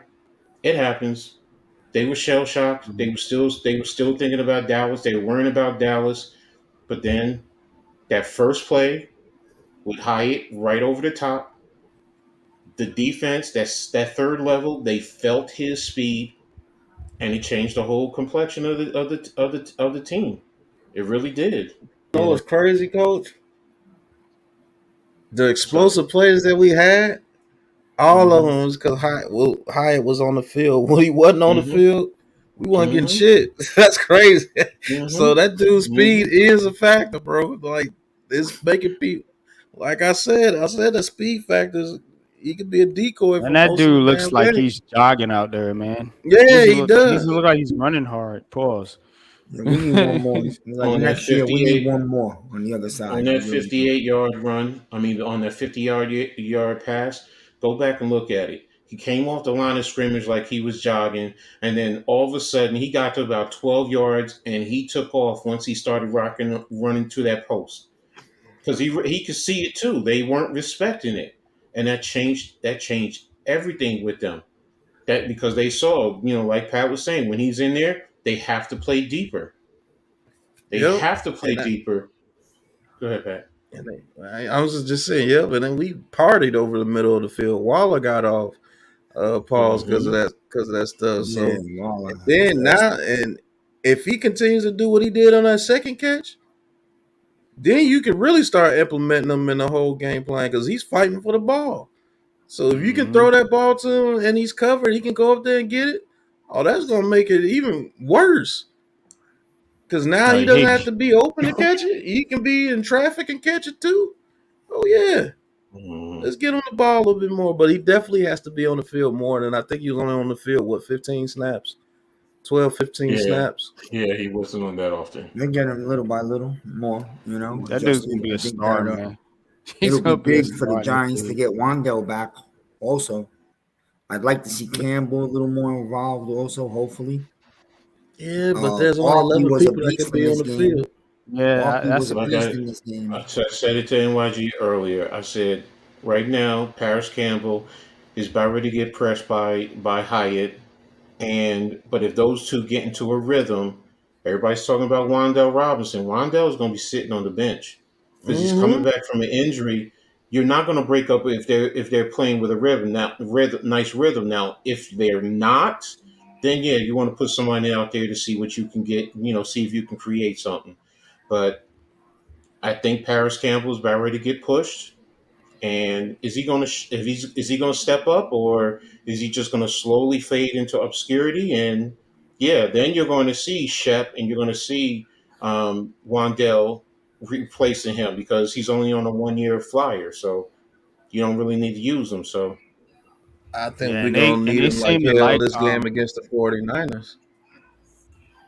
Oh yeah, I definitely definitely. think we're gonna need him against the 49ers. Who's that? Who? Paris Campbell. Yes. Yeah. Because But see, the receiver y'all Barkley's not not gonna talking be about playing. is Hodgins. I think they like Hodgins more than than Campbell. You know what I'm saying? And I think Hodgins, Daniel is used to Hodgins. You know. right? So that Hodgins further is that red zone threat. Like I said, he's the red zone right. threat. That's why I'm saying Paris Campbell. I feel like doesn't really have a role, especially when Wandell comes back. Now, until he His comes back, Par- yeah, I agree with Coach. But when Wandell comes back, they're gonna play Wandell Robinson over Paris Paris Campbell. Not if Campbell. Paris If Cam- Campbell is, go ahead, Pat. I'm sorry. I disagree. if Paris Campbell is used correctly, he could be one of the most deadliest people on this team. Because if you use Paris Campbell in that underneath role, catching those 5 to 6 yard plays, and he breaks off a tackle and he's getting you down the field moving the chains, it's because the offensive line wasn't blocking. Why you couldn't use the receivers the way you want to use them. But if you get Daniel Jones out of the pocket, Paris Campbell and Waller are your best options when Daniel Jones gets out the pocket. Because they know how to maneuver and get into a spot to where Daniel Jones can throw it to him. But go ahead, Miz. I know you got something to say. No, I just wanted to say a little bit of a negative note. I'm gonna be real with you. I think Shepard's done. I think Shepard's finished, or if he's not, he's getting there. I think they're slowly phasing him out. And they put Maybe him that's out what there it in is. certain situations where Daniel Jones feels comfortable with him in certain formations. But as far as him being a focal point of the team, that those days are done. For one, he's older in the tooth. For two, he's been hurt too many times, and he's let people come in and form roles for themselves. And I know if everybody else saw it that the offense is more explosive when Hyatt is on the field, they're going to continue to put Hyatt on the field, and that's going to take snaps from other people. It's going to Hmm. take snaps from Shepard. It's going to take snaps from Hodgins at times, or Campbell, or Slayton.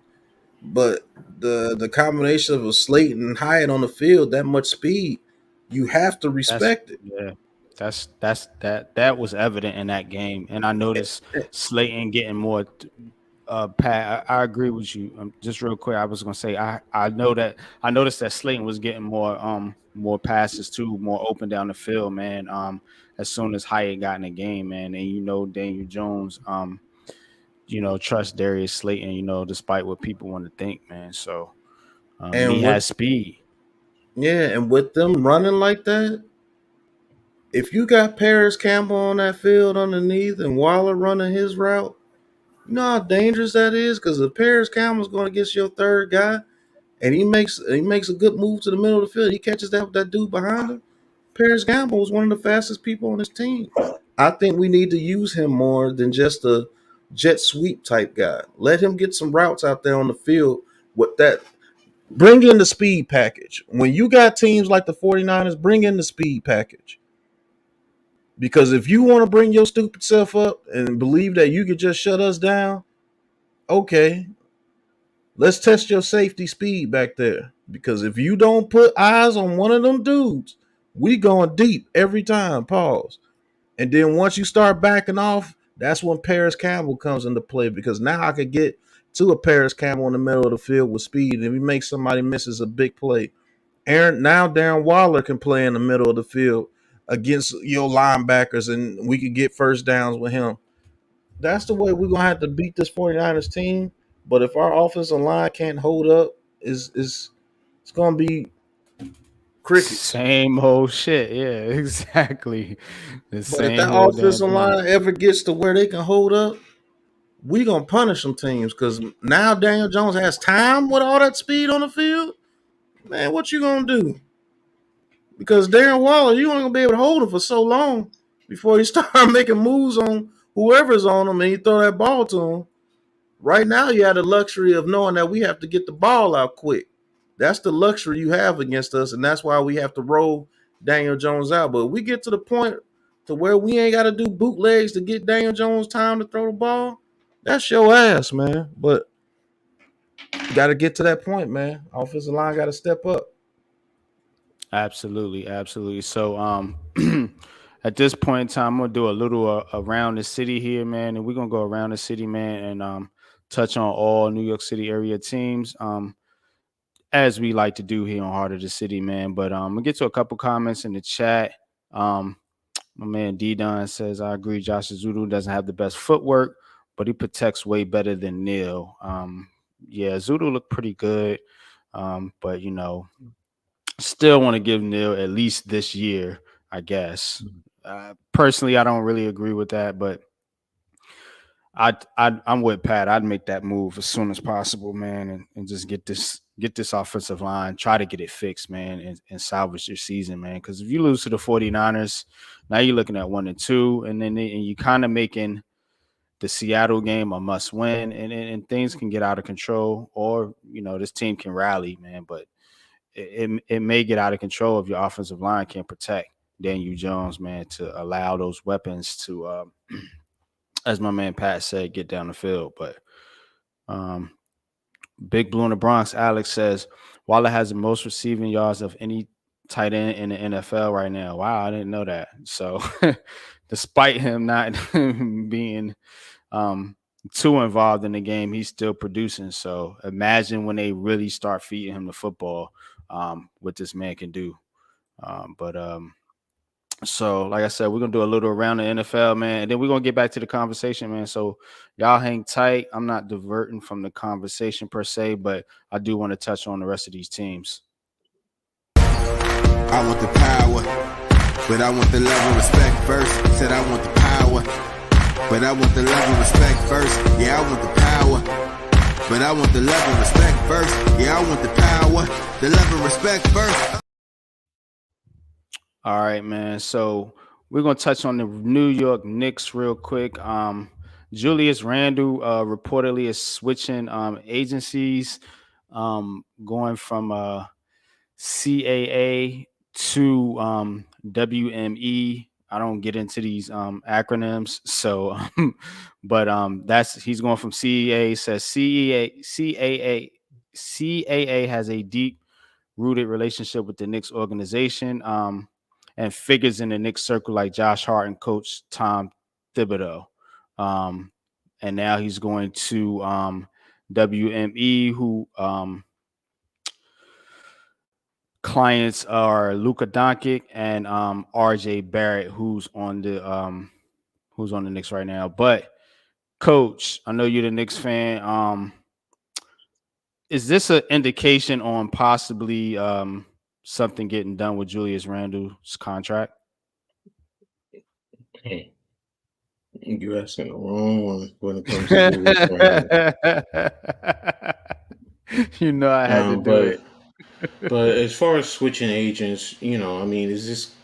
No, I don't think it's anything big. I mean, he still has time on his If contract. y'all don't know, Coach is not a fan of Julius Randle. Only thing I would say positive about him, he was there supporting the Liberty today. So him and his family. So shout out to them for that. But outside of that, I mean, is it anything contractually? No, I think they still have 3 more years on his contract. 3 or 4 more. Think so. Yeah, so I would think that. makes you. It's not like you're going to extend him. You're not going to do that. So I mean, I just think it's. I mean, I don't know what to think. I mean, maybe he's just tired of CAA and he's looking long term down the road that when the time comes, he wants to get more money. Because I mean, he's 19, 20 mil a year.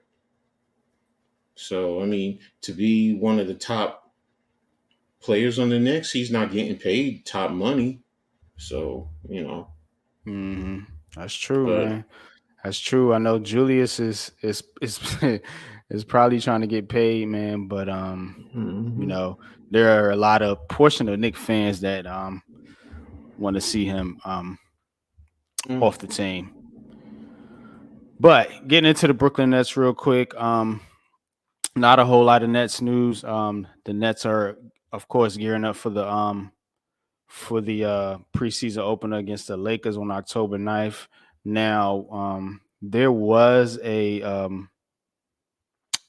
article about every team's best acquisition here, and they highlighted Lonnie Walker, who a lot of not a lot of fans, even in the Nets community, are talking about, man. But just give you a quick little soliloquy on Lonnie Walker, real quick, from Bleacher Report.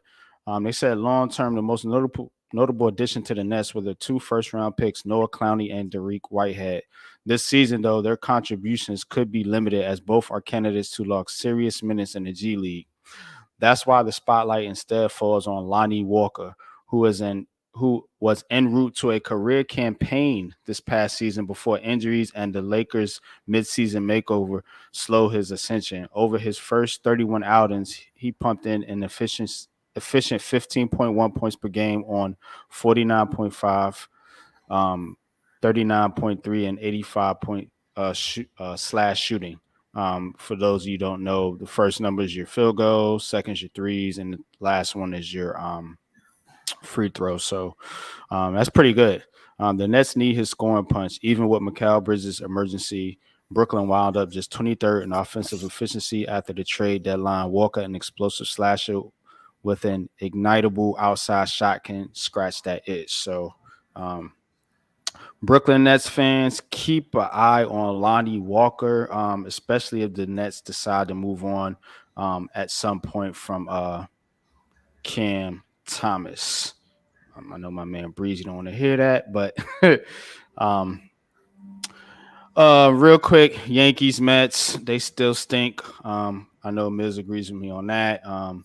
Yankees, they go down to the Blue Jays 7-1. You know, this Smith guy, he sucks. Pause. And the Mets, they go down to the Marlins 4-3. And that's really all I got on the baseball. But that being said, we can get back into the football, y'all. Now, looking at this thing, man, spinning this thing forward, particularly with the Giants, like, is it possible that they can beat the 49ers? And if they beat the 49ers, you know, and get back in this thing in the NFC East, what would it take?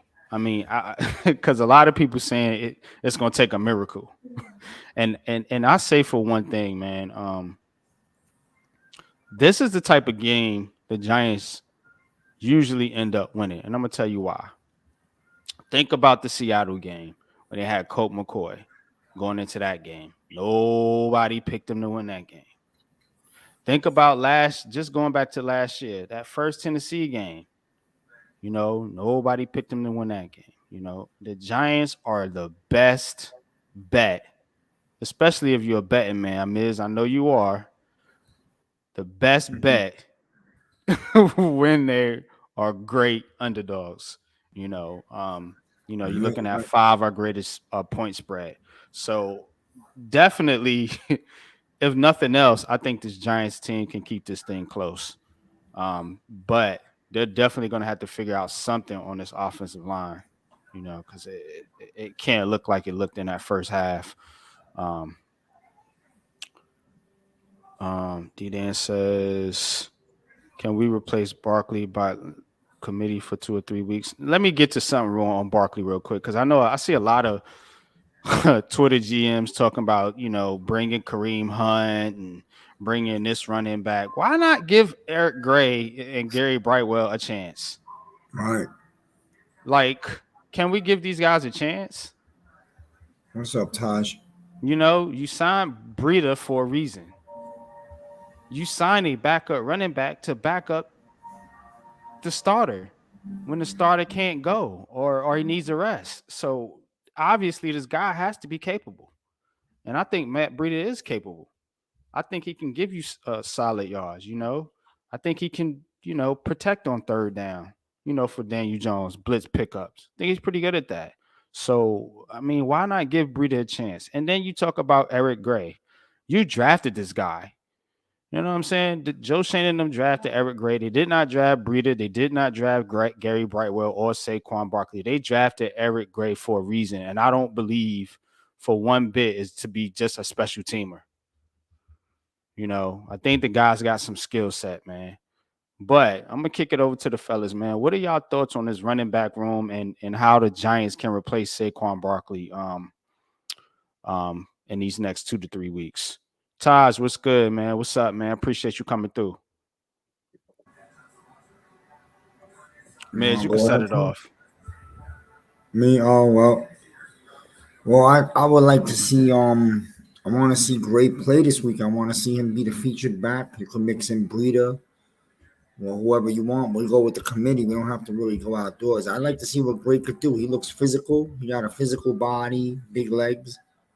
So let's let the fresh young kid with the fresh legs, you know, carry the ball. He's not gonna do what Barkley does, but he could run some balls straight north and open up a little with the throw. And I think with the Giants can't make no turnovers this week. This is one of those games where you cannot make a turnover at all. You have to try to force at least one turnover, which we haven't done yet this year, but this is the game to do it. Force a fumble. The Niners are due for a loss. Okay. They no one in the world thinks the Giants have a chance. And guess what? That's where I like us to be. Because like you said, that's usually when the Giants are at their most dangerous. Mm-hmm. Nobody in the world give the Giants even a shot to be in this game. 10.5 points. And the Giants defense still has something to prove, so maybe they come in with a chip on their shoulder. And if the Giants could pull the Niners into a grinded out dogfight, keep the game conservative in the first half, and keep the Niners at a low score also, I think in the second half you see Jones and the Giants open it up again through the air like they did last week. Smartly. But it's got to be no turnovers. I feel we got to force at least one turnover to turn the field once. And we have to play perfect special teams, meaning good field position, hit the field goals, good punts. Yeah, I agree with you, man. Special teams is something not a lot of people talk about, man. This special teams and I've been wanting to say it, man. They haven't been good, to say the least, man. Right. They held up in the Arizona game, but they were just flat out bad in Dallas, and you know they gotta straighten that out, man. But coach, man, what's your thoughts on this 49er game, man? And what's your thoughts on particularly now I want to get your thoughts on the running backs.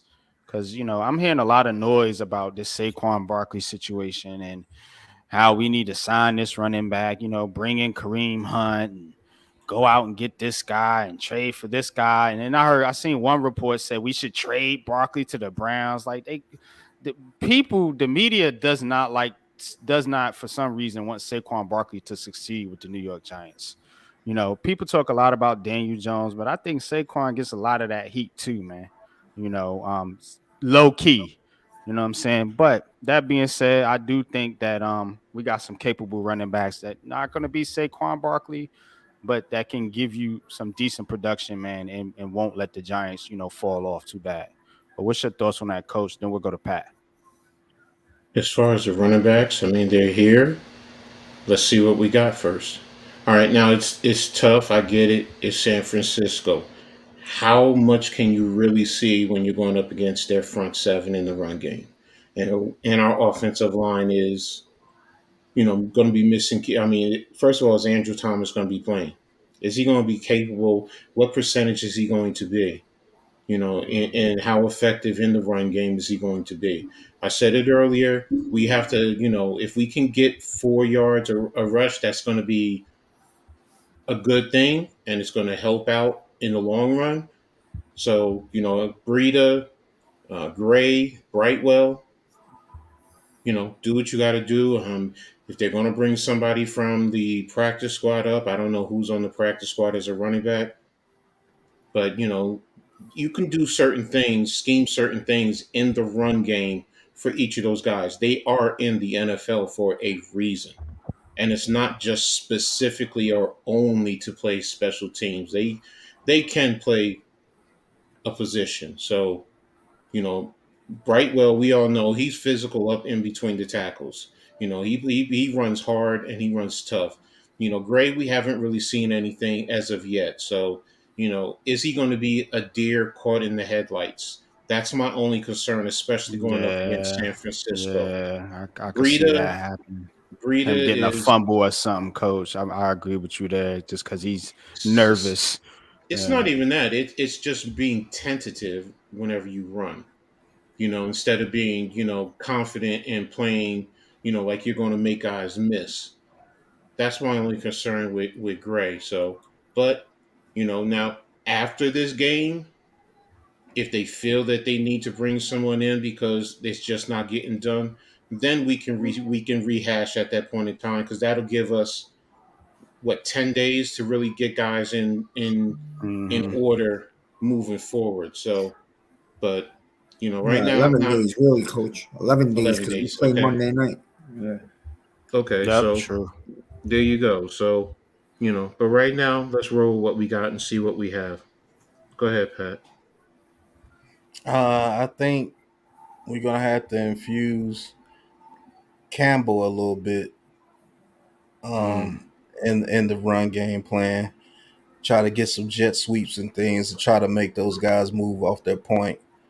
We're gonna have to attack them in a different way, and I believe we have a team that could attack you in many different ways, which I believe reason why I believe this team will be pretty doggone good this year, playing teams like the 49ers. And then we have to get them moving. We have to get the 49ers thinking, because when you play defenses like that, like the Cowboys and 49ers, and they're not having to think, they're just putting their ears back and going at you the whole game, you're going to lose.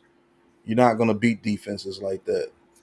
Like, that's why the Cowboys blew out the Jets. They knew who was at quarterback, and they know that offensive line is bad. So you could just attack. You could say Michael Parsons, yeah, we're gonna put you right here, get his ass. We're gonna put you on the edge right here, go get his ass, and because they are already one dimensional. You can't be one dimensional against teams like that. That's why you have to put up points or at least sustain drives. Because if you allow their offense to go up on you 20-10 or 20-7, it's over, because there's not too many lines in NFL good enough to stop them from getting back there. It's not. They're that talented. But if you can make them move, you can make them go sideline to sideline the whole game, which they can do. They still might beat you, but at least you won't get embarrassed. 40-0, 30-10. That's when you start getting embarrassed. That's how the Pittsburgh got embarrassed by the 49ers the first week. The Rams actually showed up and they were moving the ball against them. Okay, you want to be super aggressive. Let's hit you with these quick passes and get these first downs and move the chains and get you frustrated. And they actually had the lead for a lot of part of that game until at the very end they just got smothered. But if the Rams could do it, we can definitely do it. Yeah, for So sure. it's I not think like give up hope because Barkley is injured. I don't get with that. Go ahead, man. no, I was gonna say both games the 49ers have started out scoring real quick. So that's why I was saying earlier, I think the Giants in the first quarter especially gotta somehow find a way to make this game ugly and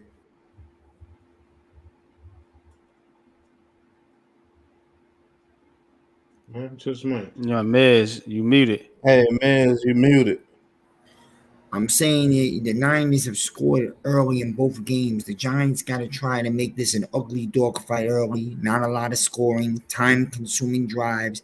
And that's why I think the kicking team is going to be huge in this game, both field goals and punting, field position. The longer you could keep this a low scoring game, you know that Jones, Dabble will open up in the fourth quarter. And I feel that's the way you could steal this game. But if you're You gonna know, you try to know bang, if how you're gonna try to bang with them Pat and throw score for score, it's gonna be very hard, you know. it's gonna be ugly. But you know Yeah. how you get the 49ers frustrated with their offense? First things first, you got to stop Christian McCaffrey. That's first. Because if they get him going, they're extremely hard to beat. But don't let him beat you with George Kittle. You Yeah. tackle the 49ers and don't let them beat you with George Kittle down the middle of the seam of the field. Because if you can tackle Debo Samuel, which is very much easier said than done, but you can limit those guys from stop getting those 2 yard catches and taking it 15 to 50 yards. But you're tackling them and making them earn every yard on every play. They'll get frustrated. And Brock Purdy, he's good, but he's still Mr. Irrelevant for a reason. Yeah. So If Exactly. you can force you can if you can force that dude to beat you with his arm, Mm-hmm.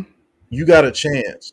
Because if you just allow him to throw it to Debo Samuel on a quick screen and he blows off for 15 yards, first down, then they hand it off to Christian McCaffrey, first down. Hand it off to Christian McCaffrey, 8 yards. Okay, let's throw it to Brandon Ayuk on a double move because his route running is phenomenal. Oh, now they're rolling. Now George Kittle's getting the play. Oh, nope. Let's hand it off to Christian McCaffrey again. It's like, damn, touchdown. Like, good Lord. Or let me throw a quick pass to Debo Samuel on a slant. He breaks off 3 tackles and takes it 70 yards. Touchdown. Making it easy on you. Now that defense is pumped up because they know we get that ball back for them again, they're going to score again. Let's whoop their ass. That's how Dallas is. Same thing. Mm-hmm. If Dallas defense gets it rolling and they keep getting the ball back to their offense, eventually that offense is going to start scoring. Because now your defense is looking like, damn, man, we can't do nothing. Like we can't do nothing. This shit, we got to play 60 minutes out of the 60 minutes. We got to play 45 of them out here. Any offense will score on you because God you dang. dog tired. Let hold me on, get to a two couple things. comments real All right, go quick. ahead. Somebody. But before I let you go, Miz. Todd says Campbell will be using the running game. Yeah. Pat was saying that earlier to get Campbell involved in the running game. I could agree with that, man. You know, he's been using the running game before, man. But I actually want to see Campbell get some more routes down the field, man. Personally, man, Yeah. use this guy's speed, man. Don't quit using him like you want to use Wandale Robinson at the line of scrimmage, man. That's Wandale Robinson's role. If you're gonna use Campbell, use his speed, use him down the field, man. Open this thing up. Um, Big Blue in the Bronx says this defense needs to step up, attack Spencer Buford, rookie guard. Okay, that's a good point. See, they got a rookie guard, but the thing about it is can we, limit their short passing game, like Pat said, because that rookie guard's not going to get exposed if Brock Purdy's getting the ball out of his hands, in however many seconds to Debo Samuel, and they're just, juking the Giants defenders, man, getting first downs. Yeah, we need pressure too. Totally agree. Um, is Wandell available for this game? Him and Campbell would give the defense fits. I don't know if Wandell's going to play this game. If I had to bet, I'd say no. I think their plan was to kind of hold him out, the first few weeks of the season, and which Mm-hmm. makes me wonder, like why not just have him on the what was it, the short term IR or the PUP? I get that confused where he's out for 4 weeks and just hold him out for the first 4 weeks. But maybe their target was the Seattle game in the beginning, which would be you know, because I think when he comes back they have a like if he's on PUP when he comes back, they have like a certain window they have to activate him. So 21 maybe they days. just wanted them on the roster. Yeah, coach, you chime in on that because I know you know a little bit more about the PUP No, situation. so Because when you bring him back, you got 21 days to bring him onto the roster, or you have to move him to, I think, what full term IR. IR. Yeah. Yeah, IR, okay. Right. yeah, that's what it is. And the regular IR is 4 weeks, and then they can come back to the regular roster. So, Hmm. True that. and I think isn't the pup 6 weeks though? A total of six It's 4 weeks. weeks. One Oh, of them, four yeah, I weeks. think Yeah, it's 4. 4 That's weeks. what I was thinking. The PUP was 4 weeks. And Seattle would be 4 weeks, but I think he has to do the whole 4 weeks, so he would have missed the Seattle game anyway. So maybe that's what the Giants were Mm-hmm. thinking, like just because you have so many games in a short period of time. You know, from um, the Dallas game, and then the this past game in Arizona, then having that short um, time period, man. Maybe that was their whole plan, you know, to get him back for Seattle. So Big Blue and LeBron says time of possession is finna be key. Absolutely. Yeah, they got to keep that Niners offense off the field, because if that Yeah. defense is on the field, it's going to be a Dallas 2.0, you know, for real. You could if you could if the Giants could hold the Niners their first two drives without allowing them to score a touchdown, you will see the Niners start to get frustrated. Number two, I Mm-hmm. watched both Niners games. I watched the full first game, the whole game against the Steelers, and most of the second game against the Rams. Here's a play that I'm hoping that the coach has the defense watching the film. One of these corners got to jump this slant route, because they throw the slant to Ayuk at least 4 to 5 times a game. Okay, someone's gonna have to jump that. It's a slant. It's 100% a slant to Ayuk every time. Someone got to jump in front of that, take a shot. And number three that I was thinking, you know what? I don't even remember number three. Go ahead. But I'm telling you, I seen that slant to Ayuk in both games this year, at least 5 times each game. It's a big play, it is, and it works every time. They run it perfectly. Mhm. Yeah. Alex says, "Are you playing off or tight man? Pause versus this defense. Um, we let Josh Dobbs walk all over us in the last game, first half. Yeah. See, again, that's on Wink. I mean, you know, they were playing off a lot in that game. You Oh, my know, and third point, MYG, and this is a prediction. I'm going to make a prediction right now. You're going to say it's because the fans are talking stupid. That's not why. no, that's If unpopular the opinion Giants sports, win this man. Hit game, that like button. Go If the ahead. Giants win this game, it's because Kayvon Thibb made himself felt off the edge, especially in the second half of this game. He's going to come up with a big play. And I believe that, especially when he's hearing all this nonsense. You know he reads it. You know he sees it. Hmm. I would love nothing more for that to happen, man. We need KT to have an impact. Um, Big Blue and LeBron says PUP is 6, IR is 4. Yeah, the short term IR, I think that's what it is. That's what I was confusing Let me on ask you a question. Is Alex. this Aziz hamstring going to be for life? Like, I mean, come on. Is this guy ever going to play football or what? Well, to Hmm. You answer know that how I get. question, You know how I get with these injuries. I get very, you know how I am. I'm going to lose my uh, cool by I'm another not. week or two. I'm not worried about Aziz. If Aziz has the Kadarius Tony hamstring issue, they'll handle it. He'll be on another team. But to answer Big Blue and the Bronx's question, I think we're going to have to man up against the 49ers. Oh, yeah. Because if we give them space, they're just going to eat up that space and catch the ball Hmm. easy 10, 15 yards every time. What we're going to have to do is Debo Samuel is good, but he's not a route runner like that. He's just a great football player. And I believe Banks can handle Debo Samuel by himself. Man him up to Debo Samuel by himself, and Kid make the tackle, because they're going to give him a short pass real quick. Make the tackle. Y'all flow to the ball when Debo Samuel gets that ball. It better be at least 2 or 3 of you guys there every time. Hmm. You're going to have to watch out for the wide receiver screen. I believe they're going to do that to us because we've shown on film that we have a hard time playing against that. But I think we're going to have to man up. All These right, D. linebackers, Salute to you, bro. Go ahead, Pat. these linebackers are going to have to get depth when it comes to coverage.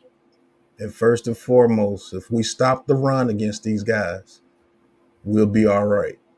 Force them in those 3rd and 8, 3rd and 7s all game. Don't let Christian McCaffrey get over 80 yards rushing. We'll be okay. Because I have faith that Isaiah Simmons can limit Christian McCaffrey in the pass game. Is he going to stop him? No. Christian McCaffrey will have about 5 catches of 40 yards against us, more So than you likely. would put Simmons on McCaffrey, because I was saying earlier I thought that Xavier McKinney could play McCaffrey.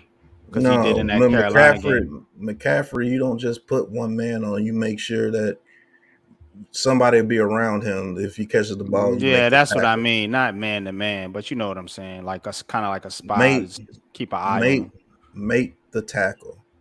Make sure we have somebody in the vicinity of these guys and make the tackle. Make them beat you by 15, 16 play drives if they have to. But you cannot allow them to throw that ball to Ayuk or Samuel and they're running around while the Benny Hill music is playing because they're making everybody miss and they get 40, 50 yards on them. Yeah. That music right there. You can't allow that to happen and you have to stop the run game. That's the first and foremost you have to do with the 49ers. If you can't stop their run game, it's a wrap. They're gonna embarrass you. But I think the key point is we gotta stop that damn George Kittle from killing us and make the tackle. And like Yeah, Miz because they said, was if we letting can hold, Hurts his ass eat us up. His if old washed up if ass you eating us up. if you can make the 49ers sweat after that first quarter, we in good position because now they know it's a battle. Now they know it's not going to be easy. And I'm with Miz on that. That first drive, we need to get them 3 and out or no points at all.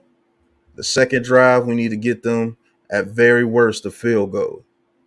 And we need to score points on our first 2 drives. Let's get a touchdown or maybe 2 with our first 2 drives. And then that changed the whole momentum of the game because now they know they're in for a battle. We're not just going to lay down. That very first drive, I would like to get a touchdown against them or some type of points.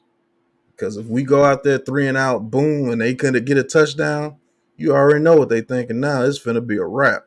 We finna run over these boys, and they finna go out there and play like animals on defense. So it's gonna be it's the game is gonna tell you within the first 2 drives. I promise you that. If it's 14-0 real quick, you about to see another beating. I promise you that. Absolutely, man. And again, man, yeah, Todd says he's a whole RB, referring to Debo Samuel, I think. But the Giants got to stop these tight ends, man. Pause, man. It's getting ridiculous. How year after year after year you It's can't guard because the tight end? it's because we can't get any pass rush, bro. That's And true. these Yeah. quarterbacks are having too much time to where these big tight ends can run across the whole middle of the field and they throw it to those big guys and they can just box our little safeties out and just grab the ball out the air. Or if we have to run a zone because we know we can't get pressure and we try to do our best to get the quarterback off his mark and he's still sitting there. All he has to do is wait till that tight end gets into one of those windows and throw it to him. We have to get I don't want to go off on your channel, but we have to get pressure, bro, with our Yeah. front four. Right. And I understand where these guys are coming from with the whole Thibodeau thing. I believe you're a little ignorant if you're saying he's a bust because he can't be a bust. He's only been in the league 1 year. But I Right. do understand the frustration and the frustration with Azeez Ojulari because he can't keep his ass on the damn field. And we need him and his pass rush on that other side. So who the fuck is scared of Zimenez? Now, Nigga, my why? Let me ask you something, Pat. Miz Me, and I'm Coach. scared of him. Why aren't they playing this guy they traded for, Boogie Basham? he was playing last He year, but was pressure. Boogie Basham was not an edge rusher like that. He never has been. He's a power guy. He's like I know Jahad that, Ward. He's but like a but younger Jahad but Ward. but he's better than Zimenez. Not Just really. because, not as a pass rusher. No, he's not. Maybe But if setting the you're edge getting against the if run, yeah. right, if you're getting ran on, like the Giants have been getting ran on, why would you keep trotting Zimenez out there or whoever? If you got this And in guy and the he's run supposed to game, be a better run defender. in the run game, you had Howdy out there. Right. And then you have to know that Shit, he ain't on getting the first job done either. you have to Damn. know that they could pass at any time. And see, this was my What problem beginning of the season. It was this edge room. Pat, I talked to you about this. We don't have the pass rushers that I'm used to for the New York Giants. And still they're like, oh well, Wink can dial up pressure and all this and all that. And I'm like, well, we ain't seeing that right now. We ain't you're not seeing that. And the reason that we ain't seeing that is because they're not stopping the run either. you're not But go ahead. seeing it. You're not seeing it because the NFL, the quick pass game is king. You can send blitzes all day long, but as long as they're getting that ball out immediately, and you got players that can make somebody miss and get a first down, or if you got somebody like a Darnay Holmes in the slot, it's not going to work. So you have to be able to get pass rush with your edge rushers without blitzing, and With we can't four, do that right now. exactly. And that's the fear that I had.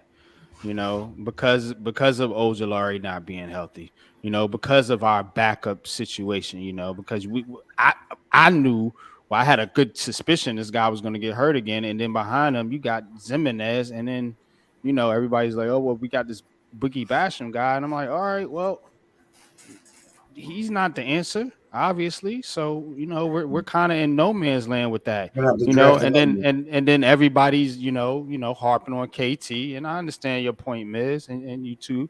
We can't just put it all on Tibbs, man. But that's where it's at now because the Giants don't have anybody else. They just don't. He's got to be the Yeah. guy, unfortunately, It's and, only and been and 2 games. Let's he's see. not ready. What's good, Bookends? What's up? With the way the NFL is these days, with teams not playing preseason at all anymore, and I think that's going to change next year. Teams are not really ready to play I regular think that season is a till like problem week three too. or four. Yeah, I agree with that. I do agree with that, look at Miz. Cincinnati, bro. Yeah, Yeah. Cincinnati starts off slow The pretty much every Chargers, year now, they 0-2. but I just truly believe that somehow, some way, we're gonna have to start being able to get pass rush with just four. And I don't know if it's the scheme to where they're just pass rushing to try to get somebody open to get to the quarterback. I think one game he just needs to let those dudes go mano a mano. Beat the guy that's in front of you and get to the quarterback. We're not doing no magical type stunts to try to get Mm-hmm. 3-on-1 or whatever that crap is because it's not working. Mano a mano. Show me how much of a man you are tonight. Let's go out there and let's go at these dudes. And who better than Trent Williams to teach him a lesson? You want Kayvon Thibodeau to learn a lesson? Let him go out there and get his ass whooped by Trent Williams all night. I promise you, it'll change something in you. Either it's gonna show you that you a mouse or you a man. Right. And Either you ready or you ain't. so you're gonna go out there because you're gonna take a whooping. If you put Kayvon Thibodeau 1-on-1 with Trent Williams all night, Trent Williams is gonna win. But I have to see, are you gonna go out there and battle that man? Are you gonna be able to get some pressure against him 2 or 3 times out of the game? Let me see what you about. Go out there and go man on man with that fucking monster and Trent Williams, and let me see what you can do. Because I I'm tired of it, but I'm like Miz. I'm not going to call him a bust, but I am tired of seeing this defense not be able to get any type of fucking pressure with the front four. Like against nobody. I like at least we should be able to do it against the bad teams like the Cardinals. But now you can't do it against anybody. Not the good teams, not the bad teams, not the mediocre teams. It's like we just it can't just be they're just not talented enough because they are.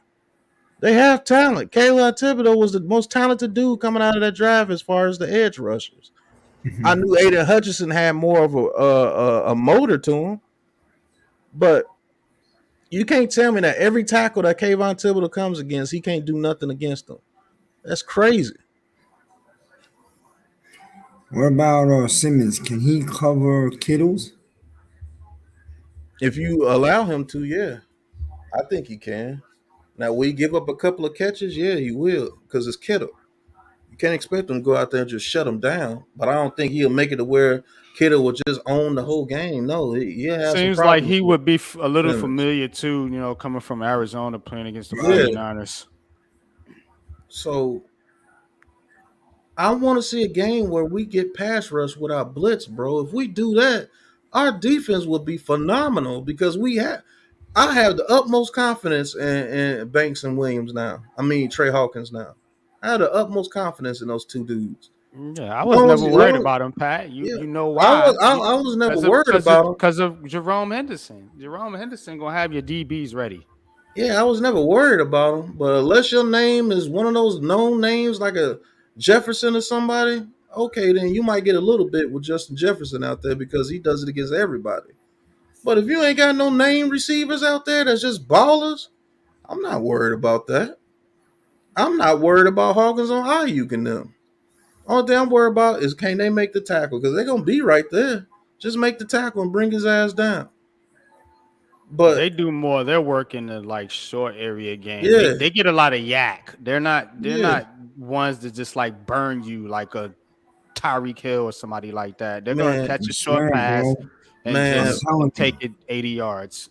most of their game, Purdy's a good thrower over the middle. A lot of their game is the middle. mm-hmm. It's the middle of the field. But I'm gonna tell you this, and Coach and Miz, y'all know, looked at more Giants football than me. Pressure with the front four, that makes your defense better automatically. Because if I could get pressure on you and I got 7 motherfuckers in coverage, that's hard to beat. Unless those 7 dudes in coverage are absolute morons, that's gonna be tough as hell to beat, bro. So I don't know, man. It allows you to Yeah. do better zones. It allows you, man. I'm telling you, bro. You run a zone and get pressure with your front four, you gonna get a turnover. Unless that quarterback is off the chain, you gonna get a turnover. Get pressure with your front four, and you able to run a zone. And you know that their receivers ain't gonna beat you deep. You know their receivers ain't gonna route you up because we got 2 good DBs out there and Adoree Jackson in the slot. And now Simmons is able to roam. I'm telling you, you're gonna be doing dump offs, getting hit out of bounds after 2 yards, or you're gonna be throwing it real quick and getting like 2 yards and getting hit immediately. You ain't throwing it deep too much because we're getting in there too fast. With Dexter Right. Lawrence getting the pressure that he got, and if we got somebody coming off the edge with that pressure, either you gonna toss that ball up out of bounds or you gonna throw it in coverage, and you might get it picked off. But we don't have that freaking luxury because we can't get any edge rush. And that's the thing that's pissing people off, man. And you gotta Yeah. understand it, bro. You gotta understand it. I do understand it, but I believe that Kayvon's gonna make his mark. I'm really praying. I'm hoping it's Thursday night because there's not a team. I've told you guys this before, right? The Cowboys and the Eagles, right? There's not a team I hate more in the entire NFL, and that includes the Cowboys and Eagles and the 49ers because it's the era I grew up in. I hate their guts, man. And I got a friend that never shuts up about them. So that's another reason. I would love to upset this team Thursday night, and I believe we can. And I usually do not like these Thursday night games. I hate them. I wish the league would do away with them. But we're coming off a hot second half, and I think we could carry that in there. I Yeah. think so too, man. So if we could build off what we just did, yeah. Wish Barkley ass didn't get hurt, but it is what it is. Yeah, I think Mm. we'll be all right though, man. You know what we said Even earlier the in the fact. year, NYG? Remember what we said earlier in the year? Remember? We lost such a bad game to Dallas that the only thing that would make up for it is beating a real good team this year. Well, you know what? Here's an opportunity. Hmm. They gotta play better against the better teams. I mean, I understand if you can't beat Dallas or you Come can't on, beat come on. Philly or you can't beat San Francisco, but you just get mopped by them every single time. And you gotta put up at least a better effort, That is and very true. You can't just keep getting mocked by these teams. Yeah, at least if you lose, at least cover the damn point spread. Shit, you know what I'm saying? At No, least That's do forget the 10 that. point spread, points. bro. If we want to be what our fan base has been talking about, we gotta beat one of these teams, the Eagles and Niners, Dallas. You gotta win one. I mean, you gotta. Yeah, I'm with you on Or that, else you're bro. just the same team. Oh, they just average. They're growing. Blah blah. Yeah, and it gives all these idiot reporters and media people, it gives them, it makes their points, that the Giants are just an average team, and it allows them to disrespect us and things like that, But you go out there and you beat Philly, you beat the 49ers on a short week in their house without your best player, arguably, is Saquon Barkley. That's going to put some people on notice, you know. Yeah, it would. That Naturally, definitely would. That naturally definitely would. televised game. Only one game. The whole country's watching you. You got a chance to make up for that embarrassment 2 weeks ago. So you know what? And look, I don't care if it's 16-13. I'm great with that. I'll run right out of Right. there. Man, I wouldn't give a damn if it was 6-3. We Three beat nothing. them. You know what I'm saying? Went by Graham Gano field goal. Our defense comes out, just shuts them out for All some that odd tells reason. me is that they couldn't score. That's what that tells me. Mm-hmm. Fuck all the Yeah. bullshit. Oh, they only put up 6 points. I don't give a damn. They held them to 3. We better than them. All right, all right. It says, remember the last time we played a Thursday night football game? Remind I me. really don't.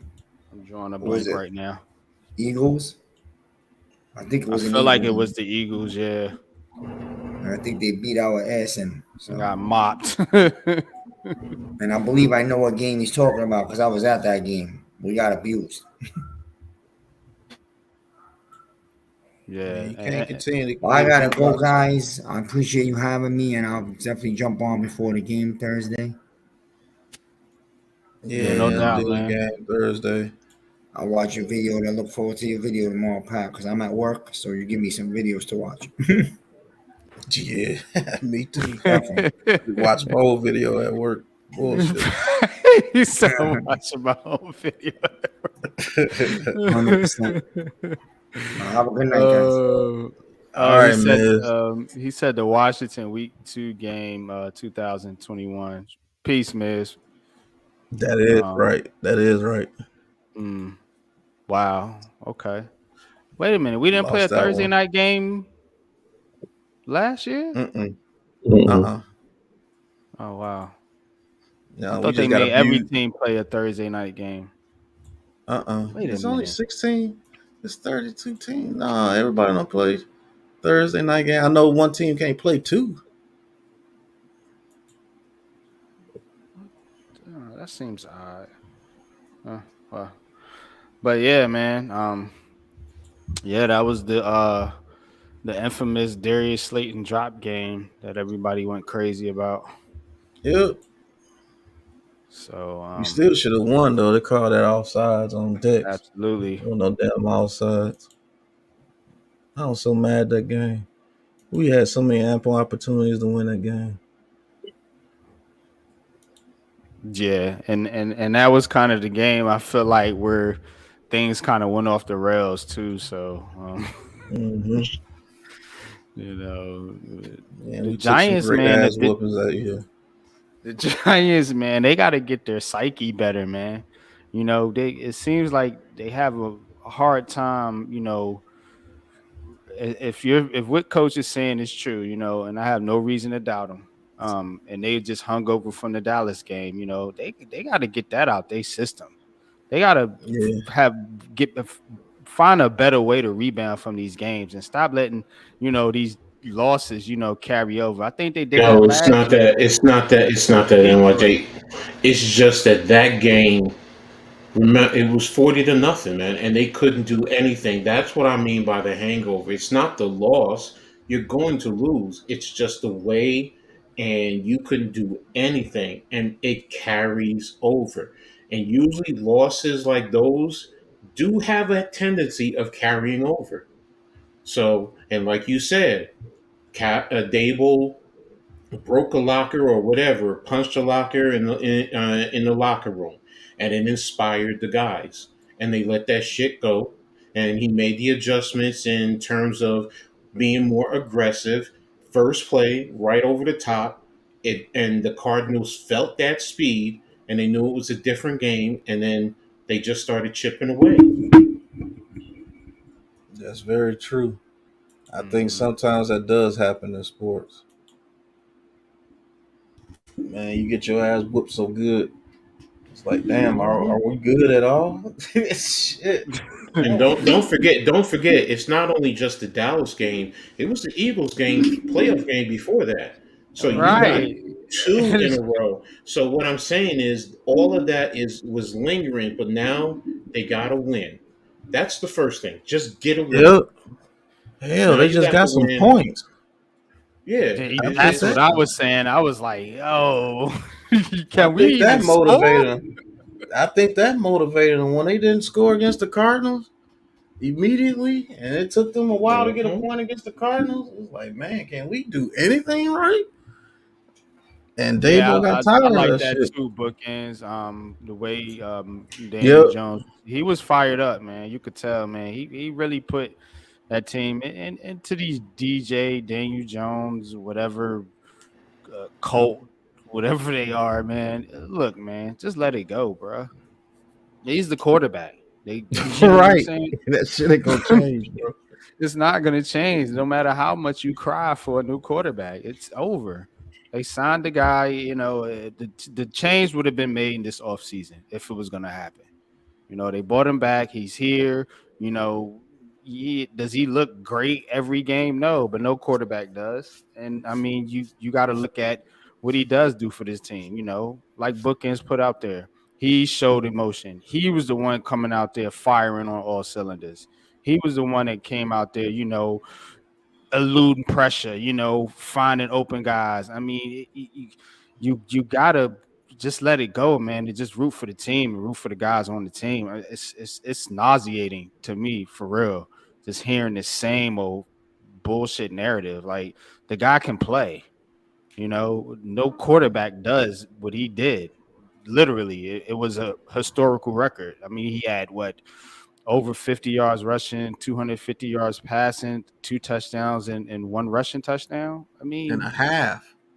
in one half. That's how good this team can be if they block. Or at least make some good play calling. Like this team could be very, very dangerous, man. If they can get that blocking down and get a pass rush, we can play with the Cowboys and the Eagles and those people. But that's a major if, man, and something has to change.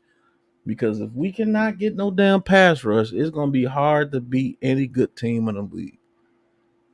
It's the same, like you said, Pat. It's the same issues that's been going on for years. For Lack of years, bro. pass rush and lack of blocking on the Like, edge.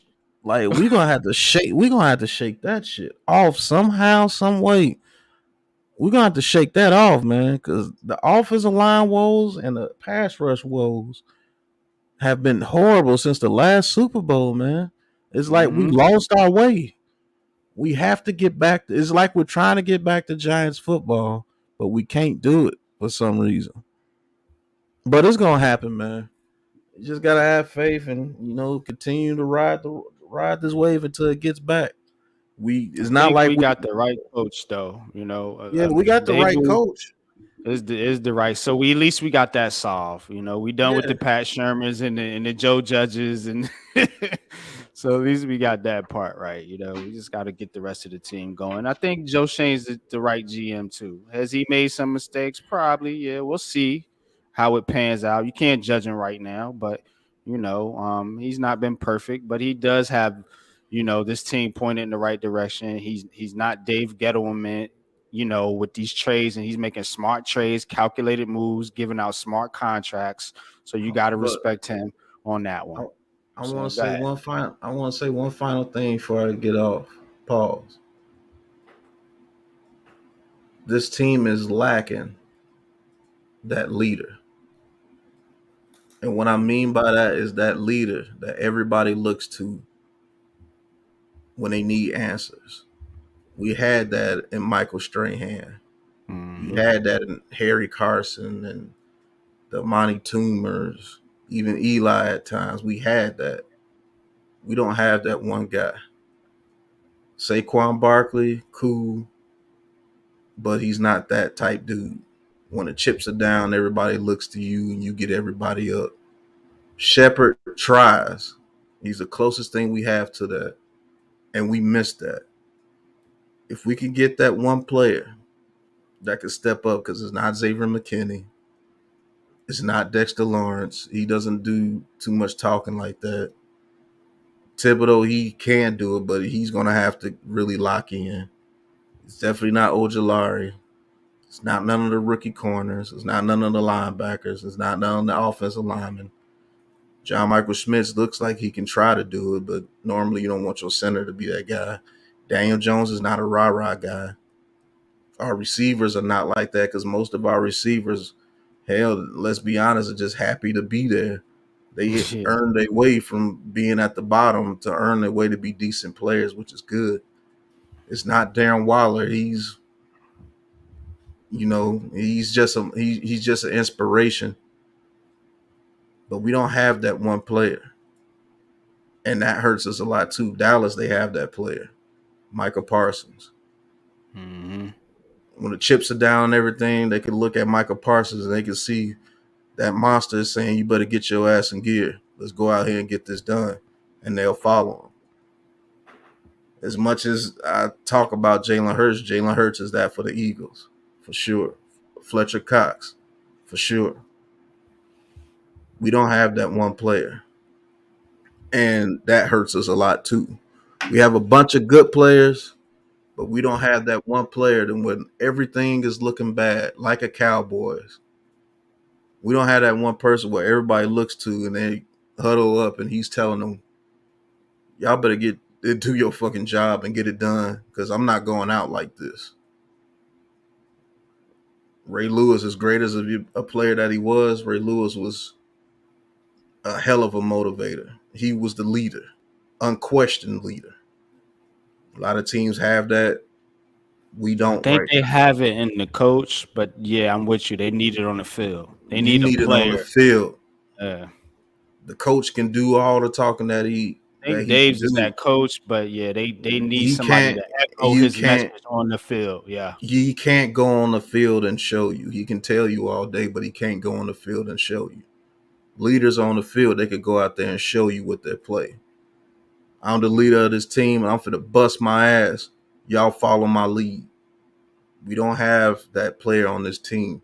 DJ does it silently, but that still doesn't work. We need that one player. Eli was a leader, but he was a silent leader. That's where Strahan came into play. When that team was down, Strahan was in the middle telling everybody, let's go, let's get pumped, and they believed in him. For one, he did it. He broke sack records. He was consistent his whole career. Why wouldn't I follow you? You've been there, done that. You're a gold jacket. When you retire, you're gonna be a gold jacket. And then learning from him, Justin Tuck turned into that player after Strahan retired, after learning from Strahan. So that's something to think about too. But And it can't be forced, because a, nope, a lot of a lot of people say, oh well, Daniel Jones needs to be that guy. He got a 160 million or whatever it is. You can't force a guy to be a rah-rah guy. nope, You can't force somebody to be something that they're not. You can't force it on Saquon Barkley. You can't force it on Dexter Lawrence just because these guys got paid. You can't force it on Andrew Thomas. They're gonna go out there and do it with their play on the football field. You need somebody to do it in the locker room, and it can't be Jihad Ward or somebody that's a role player. It's got to be one of your starters, somebody that's playing a significant role on your team, in my opinion. mm-hmm. But I had to come show my support, man. Hard City, one of the best shows in the Giants community. Hell, the damn New York sports community. Appreciate you Appreciate you, bro. guys for Appreciate you tuning too, in. bro, man. Appreciate Definitely you too, go Pat. check out Pat's video tomorrow, man. What time's your video premiering, Pat? Just remind everybody. 11 o'clock Eastern, 11 o'clock a.m. Eastern tomorrow. You already know I'll be tuned in for sure. You know what I'm saying? But man, definitely Mm-hmm. appreciate you, man. we about to wrap it up too. We're gonna get into some coaches corner, man, and then we're gonna get on up out of here. We're almost going on 3 hours, man. But Right. Always working. I'm out of here. all right, Pat, man. Appreciate you, bro. Have a All good right. night. um, but for sure, man. Appreciate everybody coming through tonight, man. DJ was this week, yes, sir, man. For real, bookends. Um, Yep, Sean celebrating, right? Exactly, man. You want to see the fire and the emotion come out of Daniel Jones, man, because he's been through a lot, man. This Giants team's been through a lot, man. But us as fans, especially over here with me and Coach, man, we just want to see the team do good, man. Not harping on one particular player. We talk about players, man, but I'm not you know, asking for trades or anything like that, or to cut players or anything like that. We just want to see the team do good, and certain players got to step up and and perform a little better, man. And I think that's on everybody, the whole team, including the coaches. So but coach, man, anything else you want to add into before we get in the coaches corner on this No, I think Giants you guys 49ers you guys team? pretty no, y'all covered everything, so we good. All right, man.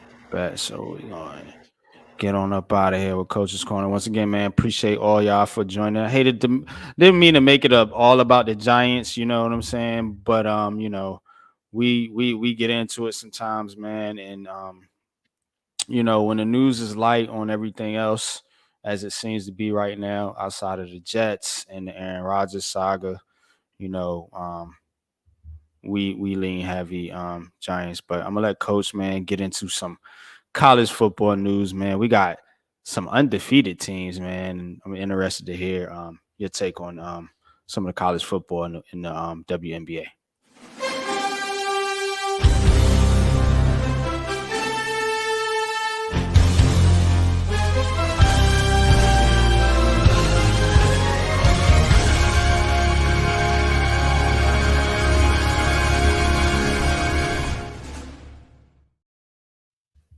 I appreciate that, NYJ. Thanks, man.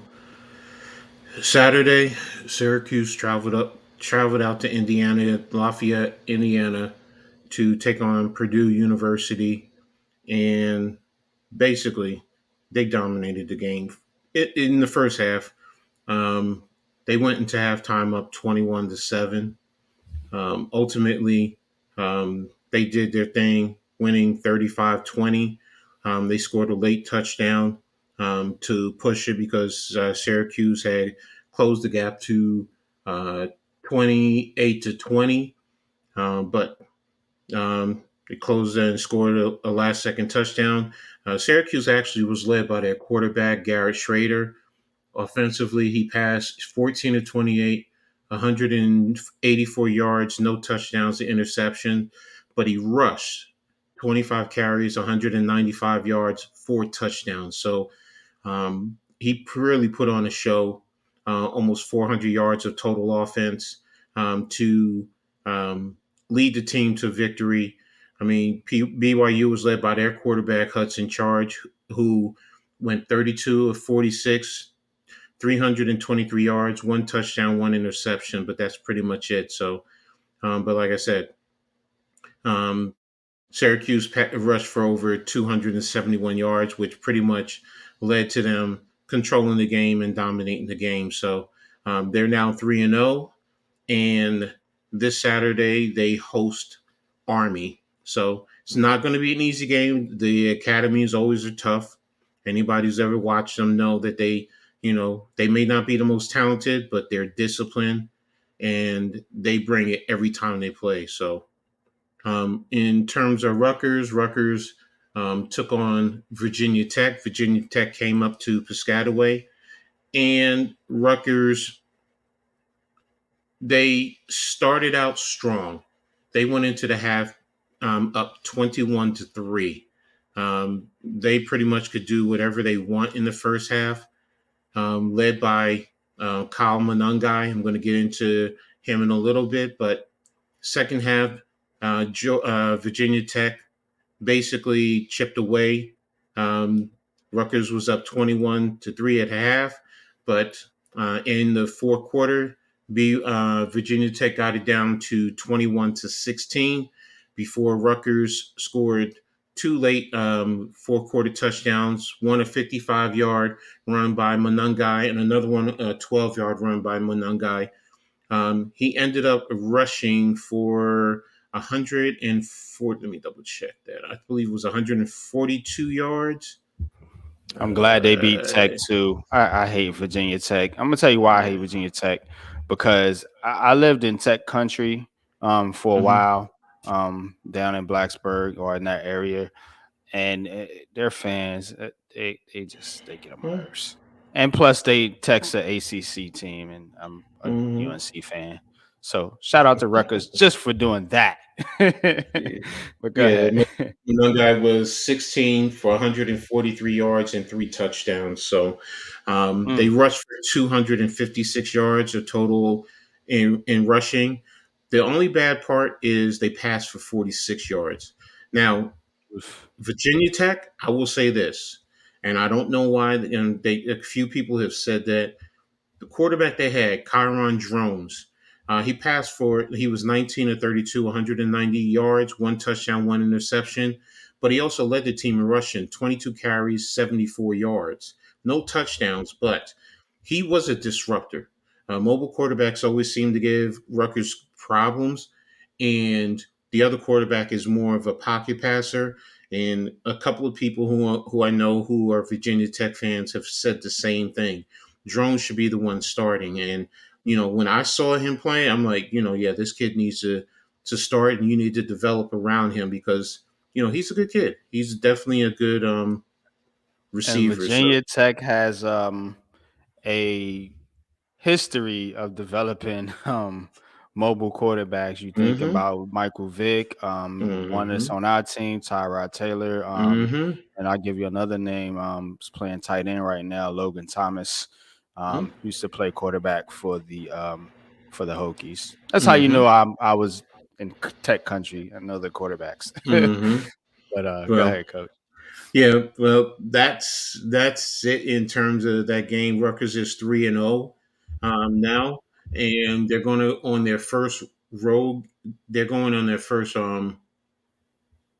they're going on the road for the first time Saturday at noon, and they're facing the number 2 team in the country in the Michigan Wolverines. So Mm. it is going to be a big test. Um, Rutgers started out as a 31-point underdog. I believe they said they got it down to in the 20s into low 20s right now. A couple people I've spoken to have said no, this is not that type of a game. Rutgers always seems to play Michigan tough. Last year was the aberration, but every other year just seems to be a close game. So Mhm. I'm just hoping that Rutgers can be physical because that's what they've been doing so far is they've been playing physically and pretty much controlling the line of scrimmage. So, but Michigan, they have an elite front seven. So, um, and Gavin Wimsatt we cannot just expect to run the ball all game because if you expect that, you're going to be on the short end of the stick against Michigan. So Michigan has two elite running backs. They have an elite quarterback. They have Is elite Harbaugh receivers. still suspended or whatever Nope. This will situation be is? this He's is his coming back. first game back. Yep. Okay. Against Rutgers is his first game back. So, but he was always there the whole week. So it's not like he wasn't there. Yeah, I know. But it's But going to be having a him on the test. sideline is different. You know how that Yes. is. No, I That know can that. I motivate know you. that. He's a I know motivator that. anyway. That's his coaching style. Exactly. So, but it's going to be interesting. They play at noon on Saturday. Same thing as Syracuse. Both play at noon. There's a couple of big games: Florida State and Clemson. If you want to say Auburn and Texas A&M, I know Oregon and Colorado play at 3:30, and Notre Dame is playing.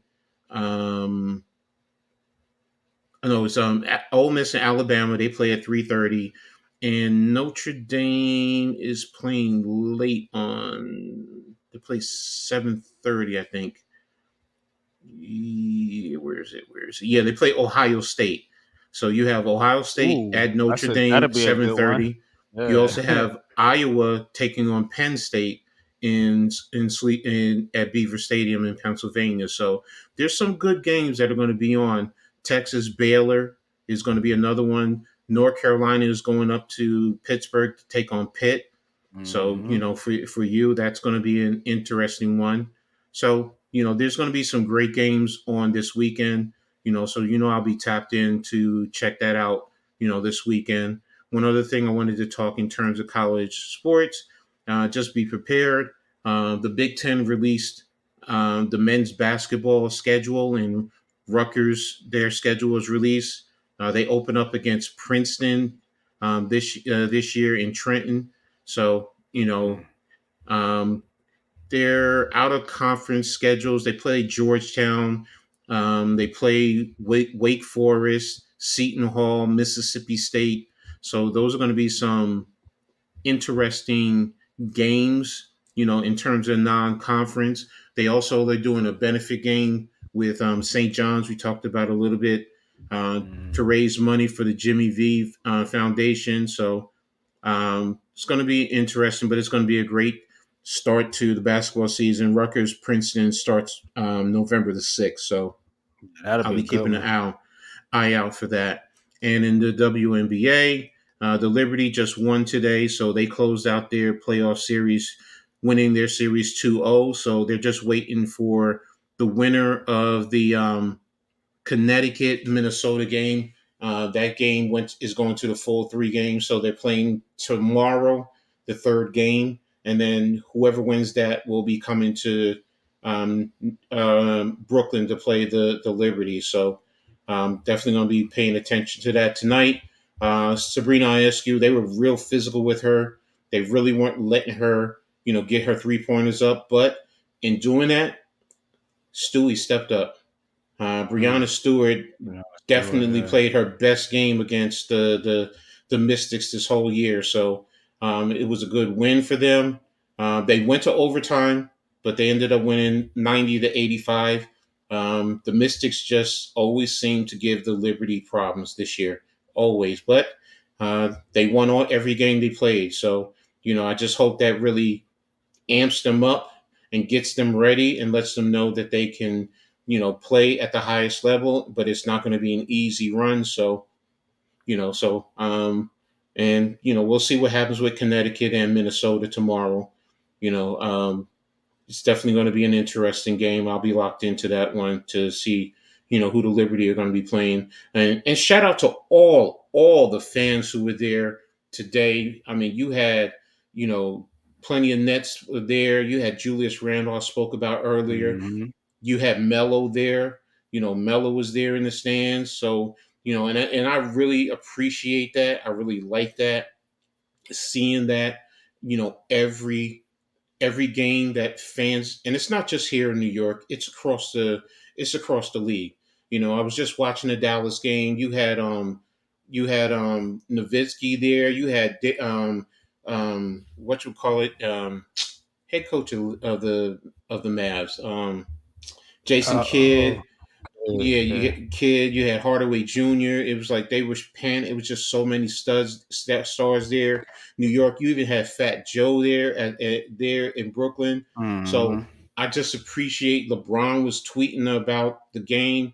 Um, showing respect to Natasha McLeod for the Mystics. She put up a 30 burger today. So I just appreciate that.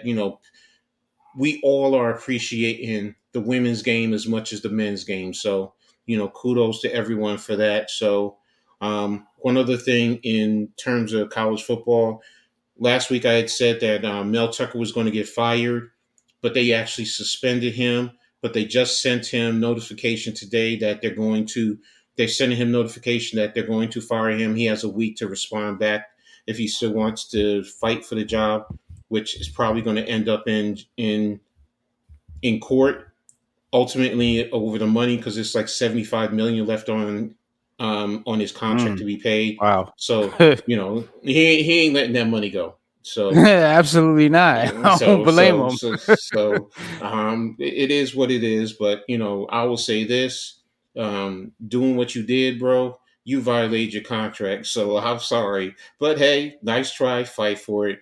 And the last thing I want to touch on is dealing with the situation with what you call it in Colorado, who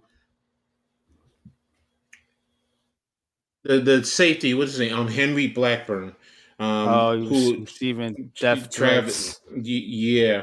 Keep your First head of on all, track, man. his hit. I've said it. I've said it. I think it was a bounty. I think they had a bounty out to take players out. That's me. Mm, I've seen it too many times. But even beyond all that, even with all that, no one deserves death threats. Kudos to Coach Sanders for stepping up for the kid. The kid, absolutely. he's there. He's playing college ball. He's trying to get to the NFL. He's pushing the envelope. Yeah, was it a dirty play? Yes, it was a dirty play. We don't need that in our sport. You know, hopefully, what you call it will get back. I know he has a lacerated liver, and he's supposed to be out for 2 to 3 weeks. So it's going to make it tough because Colorado is facing Oregon this week. They have Oregon and then they have SC the next 2 weeks. So it's going to be a tough one. But death threats to a college kid, you know, Come it's on now. crazy. It's crazy, man. And Come on. people are just so twisted.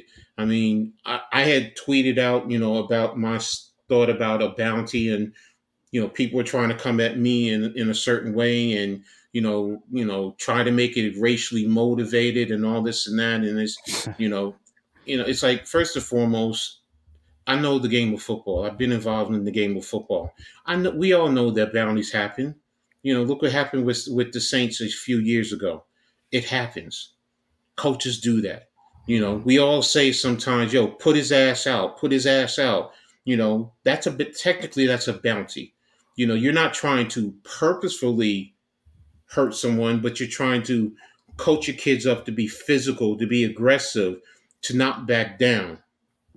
But to go to the point over a game to threaten someone's life, to threaten his family's life, Right.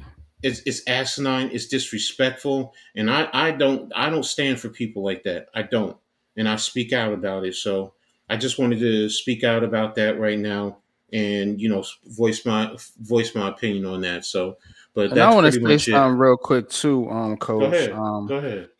On Colorado and Deion Sanders. Look, man.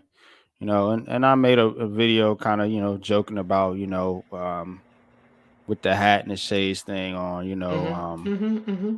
and it's like we have to you know we got to understand, man, culture differences. You know what I'm saying? Mm-hmm. Mm-hmm. And what someone else sees as cool, someone else might not see as cool. But that doesn't mean it's wrong. You know what I'm saying? And Mm-hmm. appearances can be very deceiving. You know, if someone goes out there with their hat and their shades on or whatever, don't mean that that's a thug, that's a hoodlum, or they wasn't Mm-hmm. raised right, or yada yada yada. You know what I'm saying? Because me personally, and y'all know if you watch my videos, I like my sunglasses and I like my hat. I've always worn Mm-hmm. a hat and sunglasses. You know what I'm saying? Especially in the summertime. I don't wear sunglasses that much in the winter, but in the summertime it's sunny and I drive a lot and I have shades on. I drive for a living. You know what I'm saying? So for people to say things like that, it just it's it's inappropriate. And you're a coach, and I know after the game, you know, Dion said, his son had to kind of get in the middle of it or whatever. And you know, I just, I don't like it, man. I don't like it, man. I think sometimes you just need to keep your mouth shut, you know.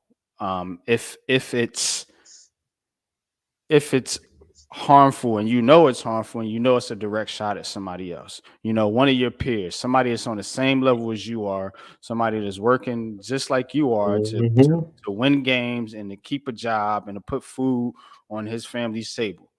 You know what I mean? And so to me, the way Dion handled it was perfect.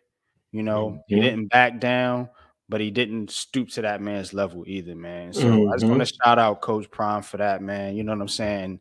I'm a fan, bro. I'm rooting for Colorado, Mm-hmm. man. I want to see him do good, man. So that's all I wanted Look, to chime in on that. look, bro. Outside of Rutgers, I'm rocking. I'm rocking Colorado. I can't lie. I mean, it's kind of funny. I played for a rough flag. I played in a rough flag league, Hmm. and the team I played for, we were called the Buffaloes, and we had the same color schemes and everything. Wow. Ain't So that and stuff? yeah, so but it's I've always appreciated Colorado going back to the days of Cordell Stewart, Hmm. Westbrook, and Rashawn Salam. I mean, I've appreciated them throughout their history, watching them going up against Oklahoma and Nebraska. And seeing that eye bone offense. Eric Bieniemy back there. I mean, Mm.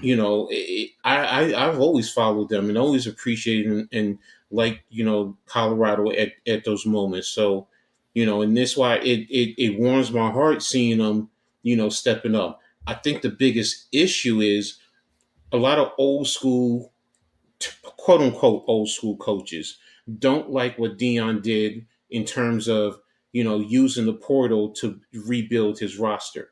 But I said, okay, Dion brought in 88 new players. A lot of kids left. He told them he didn't force them out, but he told them things were going to change. Those kids chose to leave. That's on them. So what's he Hmm. supposed to do? Not fill in his roster? Right. No, you Exactly. bring him in. But here's the other side. Matt Rule from Nebraska brought in 68 kids.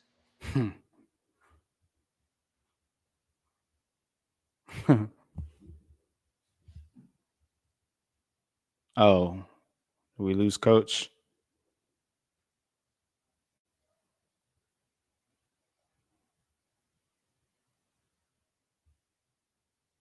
Wait for a few minutes to coach to get back. All right, he's back. Sorry about that Nah, on you good. the computer. But nobody speaks about Matt Rule doing that. No one speaks about any other coaches. These coaches don't want to see that because they say, "Oh, it's like free agency in football." Well, yeah, hello. Right. It gives them the Isn't that opportunity, isn't that what recruiting is? Free agency. You get to but pick where you want to go. here's the thing. Here's the thing that I say: like these coaches, you get it. You do well on the backs of these kids, and you get paid. You get a school and another school come to offer you more money, a bigger program, and you bounce.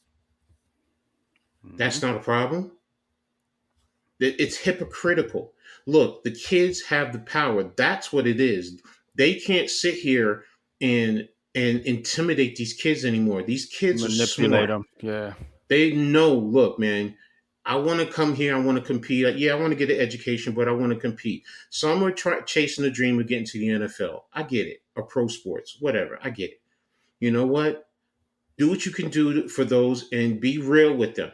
Look, I'll help you, but your skill set, you can even have, people who have some type of association kind of guide them and let them know what they need to do to improve to get an opportunity.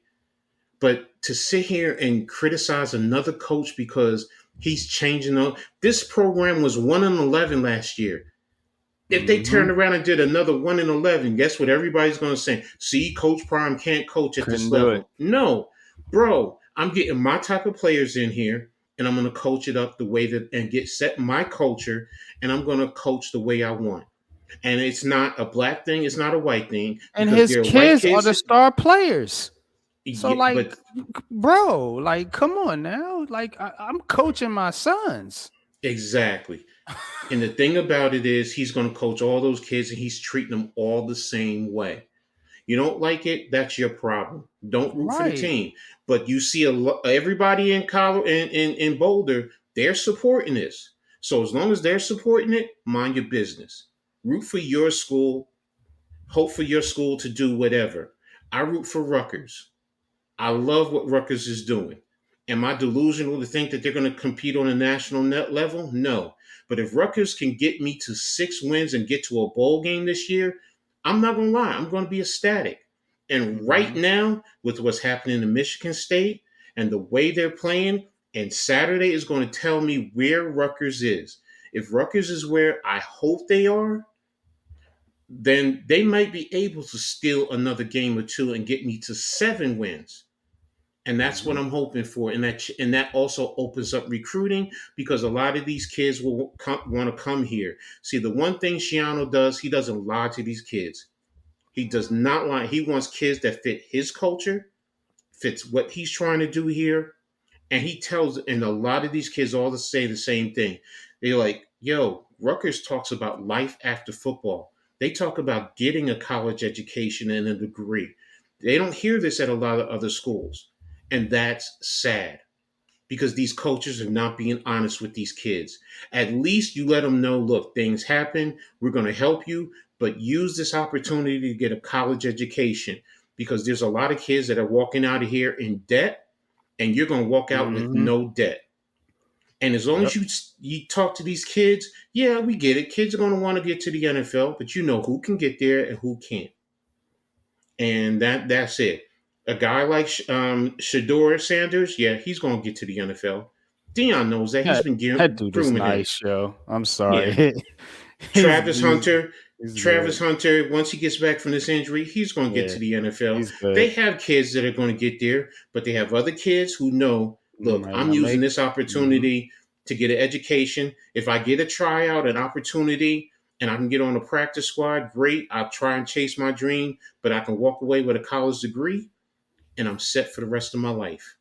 And these other coaches who want to talk bad about Coach Prime because he's doing that, shut up. Shut up. Mind your business, run your own program, do your own thing with your own program, and you run it the way you want. But you're not complaining because you got schools leaving the Pac-12 to go to other schools for more money, Man, but yet all and these still, dudes, coach, man, that been doing this underhanded recruiting and all mm-hmm, these scandals that came out, man, with these college football coaches, and you gonna get mm-hmm, mad at Deion Sanders? exactly. And Man, that's the get out of problem. here. It's the thing is because they know, look, here's the truth. They know Dion wins, all the top kids are going there. Yeah. All the top kids are going He's a there. threat, And exactly, coach. exactly. And That's that's the what it is. problem. He's a threat to their job, to their career. And these kids are going to see that. And you're going to be an aberration where, at least in the Big Ten, for everything people say about the Big Ten don't lie about it. They can tell you it's about academics and their alignment with academics, but they know it's about money. And they Mhm. will tell you it's about that. The SEC will tell you it's about winning championships. And for the most part, it is. That's their selling spiel. But the truth of the matter is, in the SEC, it's about that money. It ain't about Mhm. championships alone. It's about that money. Big Ten, if we can get to a championship, great. But it's about that money. Look, Rutgers, we were in the Big East. We were getting $4-6 million.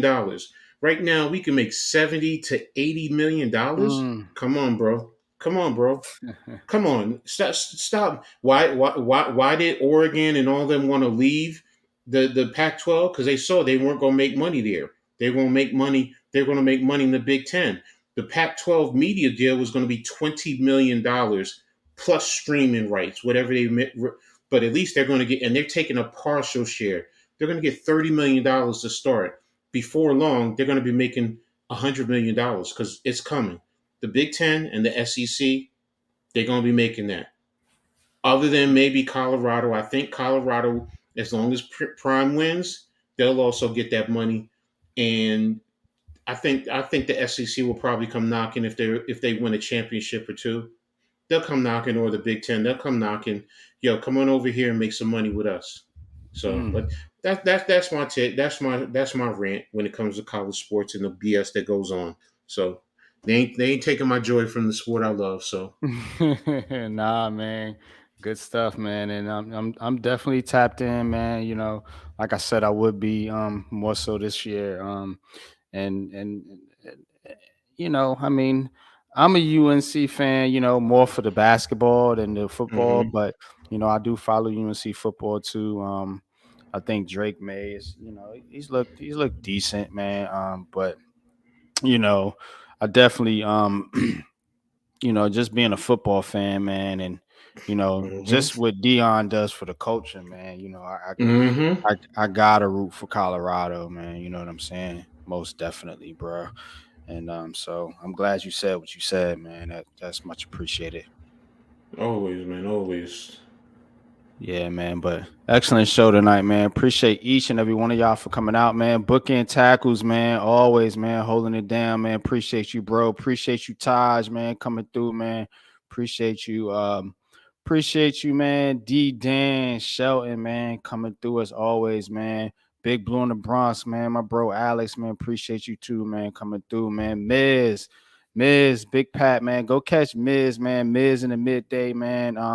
Miz is NFL picks. Miz is tapped into the NFL, man. If you want some good picks, man, if you're a betting person, man, definitely go sub up to Miz's channel, man, and catch all his excellent Giants rants, man. Also, man, some good stuff over there, man. Shout out to Miz, man. Shout out to Big Fan Breezy. You already know, man. hmm Always in the chat. Sorry I ain't get to the basketball too much tonight, Breezy, man. But you already know, man. Me and you got a link, man, to do our Nets preview, man, our NBA preview, man. I'll be contacting you on that note pretty soon, man. You already know, man. Big Pat Sports Talk, man. One of the hardest working men in the Giants community, man. Definitely appreciate him coming up on the show, man. We the Big Blue crew, man. So shout out to Pat, shout out to the whole Big Blue crew. Everyone's link is in the description. I will remind you guys all the time, man. But everyone's link is in the description, man. So go sub up to Pat, Lou, Coach, Miz, J Lay, Classified 3F, Joe, Rodney, Mac, the Giants fan, Adam Costas, Alex, of course, Big Blue in the Bronx, as we mentioned earlier, man. So go sub up to everybody in the Big Blue crew. And Tommy, man, Tommy always coming through, man. You know what I'm saying? Tommy always giving his excellent insight, excellent football knowledge, man. By Tommy for one, Tommy, man, always bringing that fire, man, when it comes to his football knowledge and basketball too, man, for sure, man. Lavance, man, excellent, man. That's my day one supporter of the show. Always, man. I remember this show started with me, you, and Coach in the chat, and Jeffy T, man. Shout out to my hmm fallen brother Jeffy, man. Appreciate you, man. Love you, man. But outside of that, man, we're gonna roll up out of here, man. Any last words, Coach? Or tell them what you got going on, Coach, man. Tell them Um, what you got coming up. right now, the only thing I'm geared up for is of course, I have my Read and React out coming out tomorrow on Shadow Worlds Network. Um, I'm probably going to be getting back into releasing some of the video clips. I've been thinking about doing that, but Saturday I'm probably going to do a live stream with Mitch Kowski because Mitch is a Michigan fan, so Oh, Michigan okay. Rutgers. So All we're going to right. probably do something through the Hardcore Network, cover that game. I'm thinking, depending on, I mean, I don't know. I mean, I'm gonna think about it tomorrow. I mean, I've been dealing with a lot of other personal stuff that's really had me frustrated. So, but I might do. I'm thinking about doing one of the games. I mean, I might just do the Ohio State Notre Dame live stream. I mean, on Saturday. So, and just watch the Oregon and Colorado game. So I'll see, but that's it. Not doing anything else, other than that, and just trying to get news to prep for next week's show on reading attack. So, if anybody has any ideas, or also probably I'm trying to see if I can interview one person. I'm waiting to hear back. That was the other thing. If I can interview them, then I'll add that to the mix. But that's about it. Nothing too you know too much. I mean, just trying to. Damn, they just showing the Yankees loss. Um, They stink. They yeah. So stink. Oh, let me get started on the Yankees, man. We'll be here for yeah, another 3 hours, man. Yeah, Breezy said I knew it was gonna be like this. We missed Jeffy. Yeah, Jeffy always kept us balanced, man, with the Nets news and the Mets news, man. But we're gonna get there, man. You know what I'm saying? We're gonna get there. It's a slow process, man. But definitely what you got going on? I'll try to do better with mixing it up, man. But Oh, you know what? One last thing before we get out of here. Yes. My condolences to the New England Patriot fan who was murdered at the Patriots game on Sunday by a Miami Dolphins fan. I'm oh sorry. my. You, yeah, they got into a fight in the stands, or whatever. I didn't hear about that. Yeah, yeah. There's I think he was a 53-year-old guy got into a fight, and the dude hit him, and the guy fell and hit his head, and they were in the upper bowls of the stadium.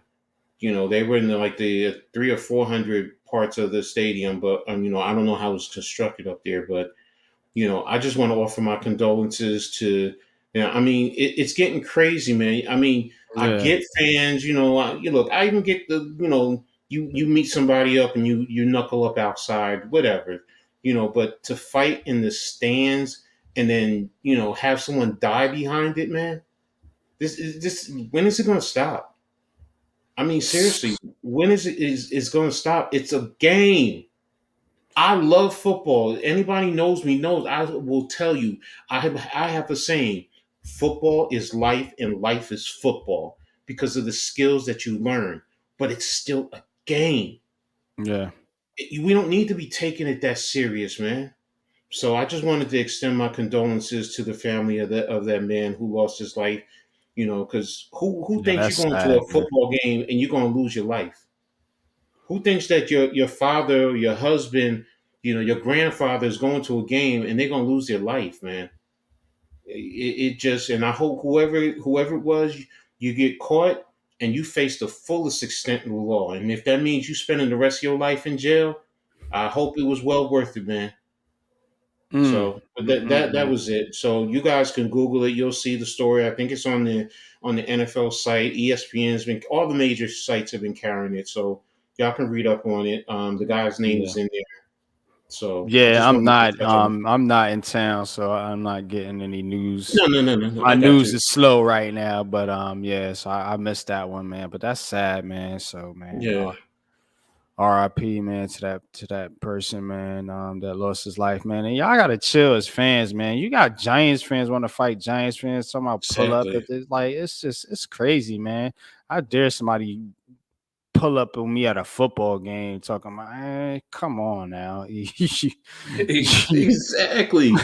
Look, we get it. Everybody ain't no punks and all this and that, but sometimes cooler heads got to prevail, man. And if it means, you know what, I got a family, man. You got a Yeah, family. It's not right. worth it. Not. You fighting over whatever. Your team won. Your team won. Your team lost. Your team lost. Whatever. You know. Somebody spills some beer on you. All right. If somebody says I'm sorry, come on, man. We've all been there. It Come on, I don't happens, know what right? happened. I'm just saying, whatever the reason, it's not worth it. It's not, and that's it, bro. I don't want to go too much into it Yeah, anymore. nah, it's cool, man, because this stuff need to be talked about, man, because fans do need to chill, and you get people, to get heated and in the moment, and we get that, man. But at the end of the day, man, it's not worth going to jail or losing your life or anything Mm-hmm. like that, man. This is a game that and I tell people like this all the time, oh man, how you feel? Da da da da. I'm like, look, I don't get paid by the New York Giants or the Brooklyn Nets Mm-hmm. All the Mm-hmm. Yankees or Mets, or the Knicks, or any of these teams that we talk about, man. I'm just a fan that likes to watch sports, Mm-hmm. and I have a platform now, thanks to YouTube and social media that I can talk about it. That's it. I'm not out here Mm-hmm. to fight nobody and to prove I'm right and to prove I know more than you and to prove I'm bigger and badder and better than Mm-hmm. you. And that's not what we doing over here. You know, we're talking Exactly. sports.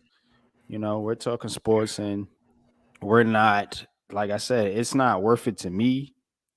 And especially, a lot of this stuff, man, it's entertainment, and they tell you it's Exactly. entertainment. You know what I'm saying? Exactly. That's what it is. Is entertainment, and even if you had career opportunities, you keep it in perspective.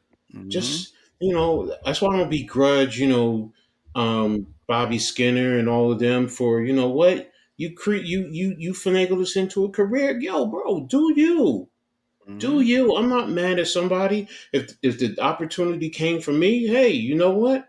You best believe coach is going to take advantage of the opportunity, but it Absolutely. ain't. It ain't. So I'm here. I'm rocking with everybody and doing whatever, and I'm supporting everyone. But it's not going to change who I am. Also, So Hmm. look, it's a football game. Let's root for our teams.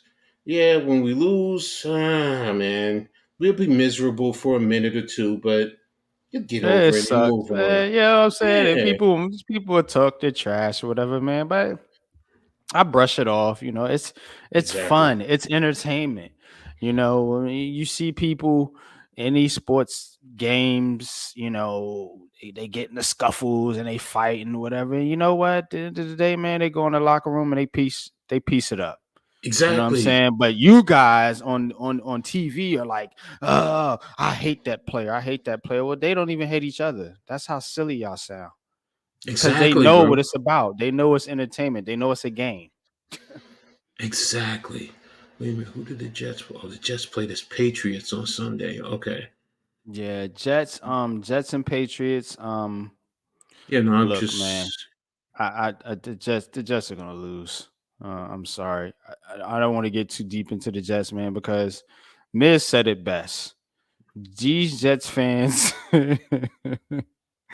were pumping their chests up, talking, and I can't wait for October 29th. Oh boy, this is gonna be a good one now. Mm, Because yeah, Jets fans were talking a lot of smack, and hating on Giants fans as if we hate you guys. I don't hate the Jets fans. I cover the Jets. I root for the Jets. I picked the Jets to go to the Super Bowl. So mm, like, and Jets fans to sulk and be mad at Giants fans, I mean, get out of here, man. So I mean, best said by Miz, the Jets are who they are. They're the Jets, mm-hmm. Mm-hmm.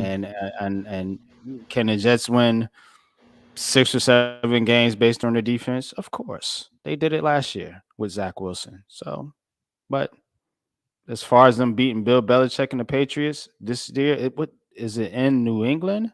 No, It it's at doesn't even MetLife. matter. Matter of fact, they're gonna win.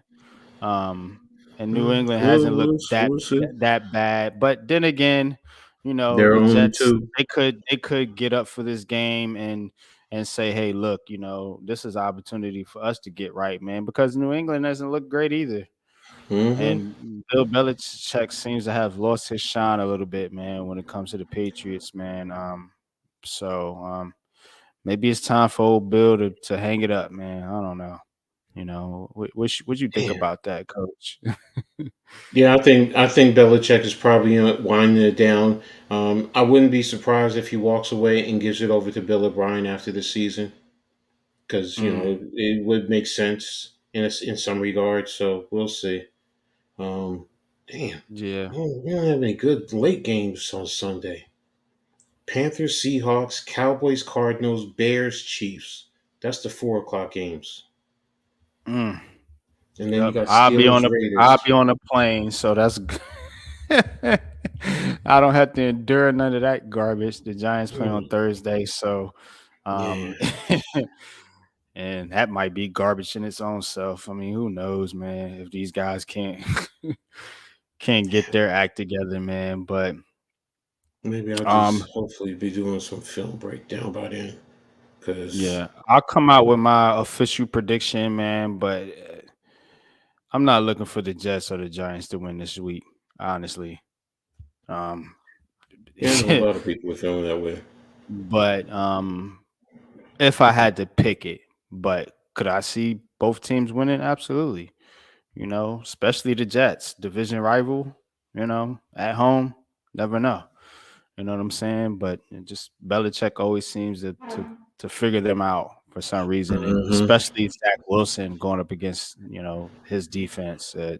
I don't think it's going to be a good showing. I'm with you, bro. I'm with you on that one. So, So, but but we shall see. That's why they play the games, as I like to say. You know, I know Coach agrees with that. So we'll have mm-hmm. to see. But I'll drop my official prediction for the Giants in a quick video. Probably do a short or something like that for you guys either tomorrow or Thursday morning. But outside of that, I don't really have nothing going on. I'm on vacation, so. Well, enjoy it, bro. No doubt, man. But you already know it is Heart of the City, man. Appreciate all y'all, man. Love and appreciate everyone's support, man. And we're gonna get you out here with the outro and our sponsor commercial, man. So till next time, y'all. Peace. If I could find the commercial. There we go. Shadow Worlds Radio, a radio media outlet. The Read and Attack Show, Coach Ed's Amazing World of Sports. Go Travels, the go-to for all your sporting events. Wise Consulting Solutions, the wise choice for a better future. The Big Blue Crew, the best damn sports network on YouTube.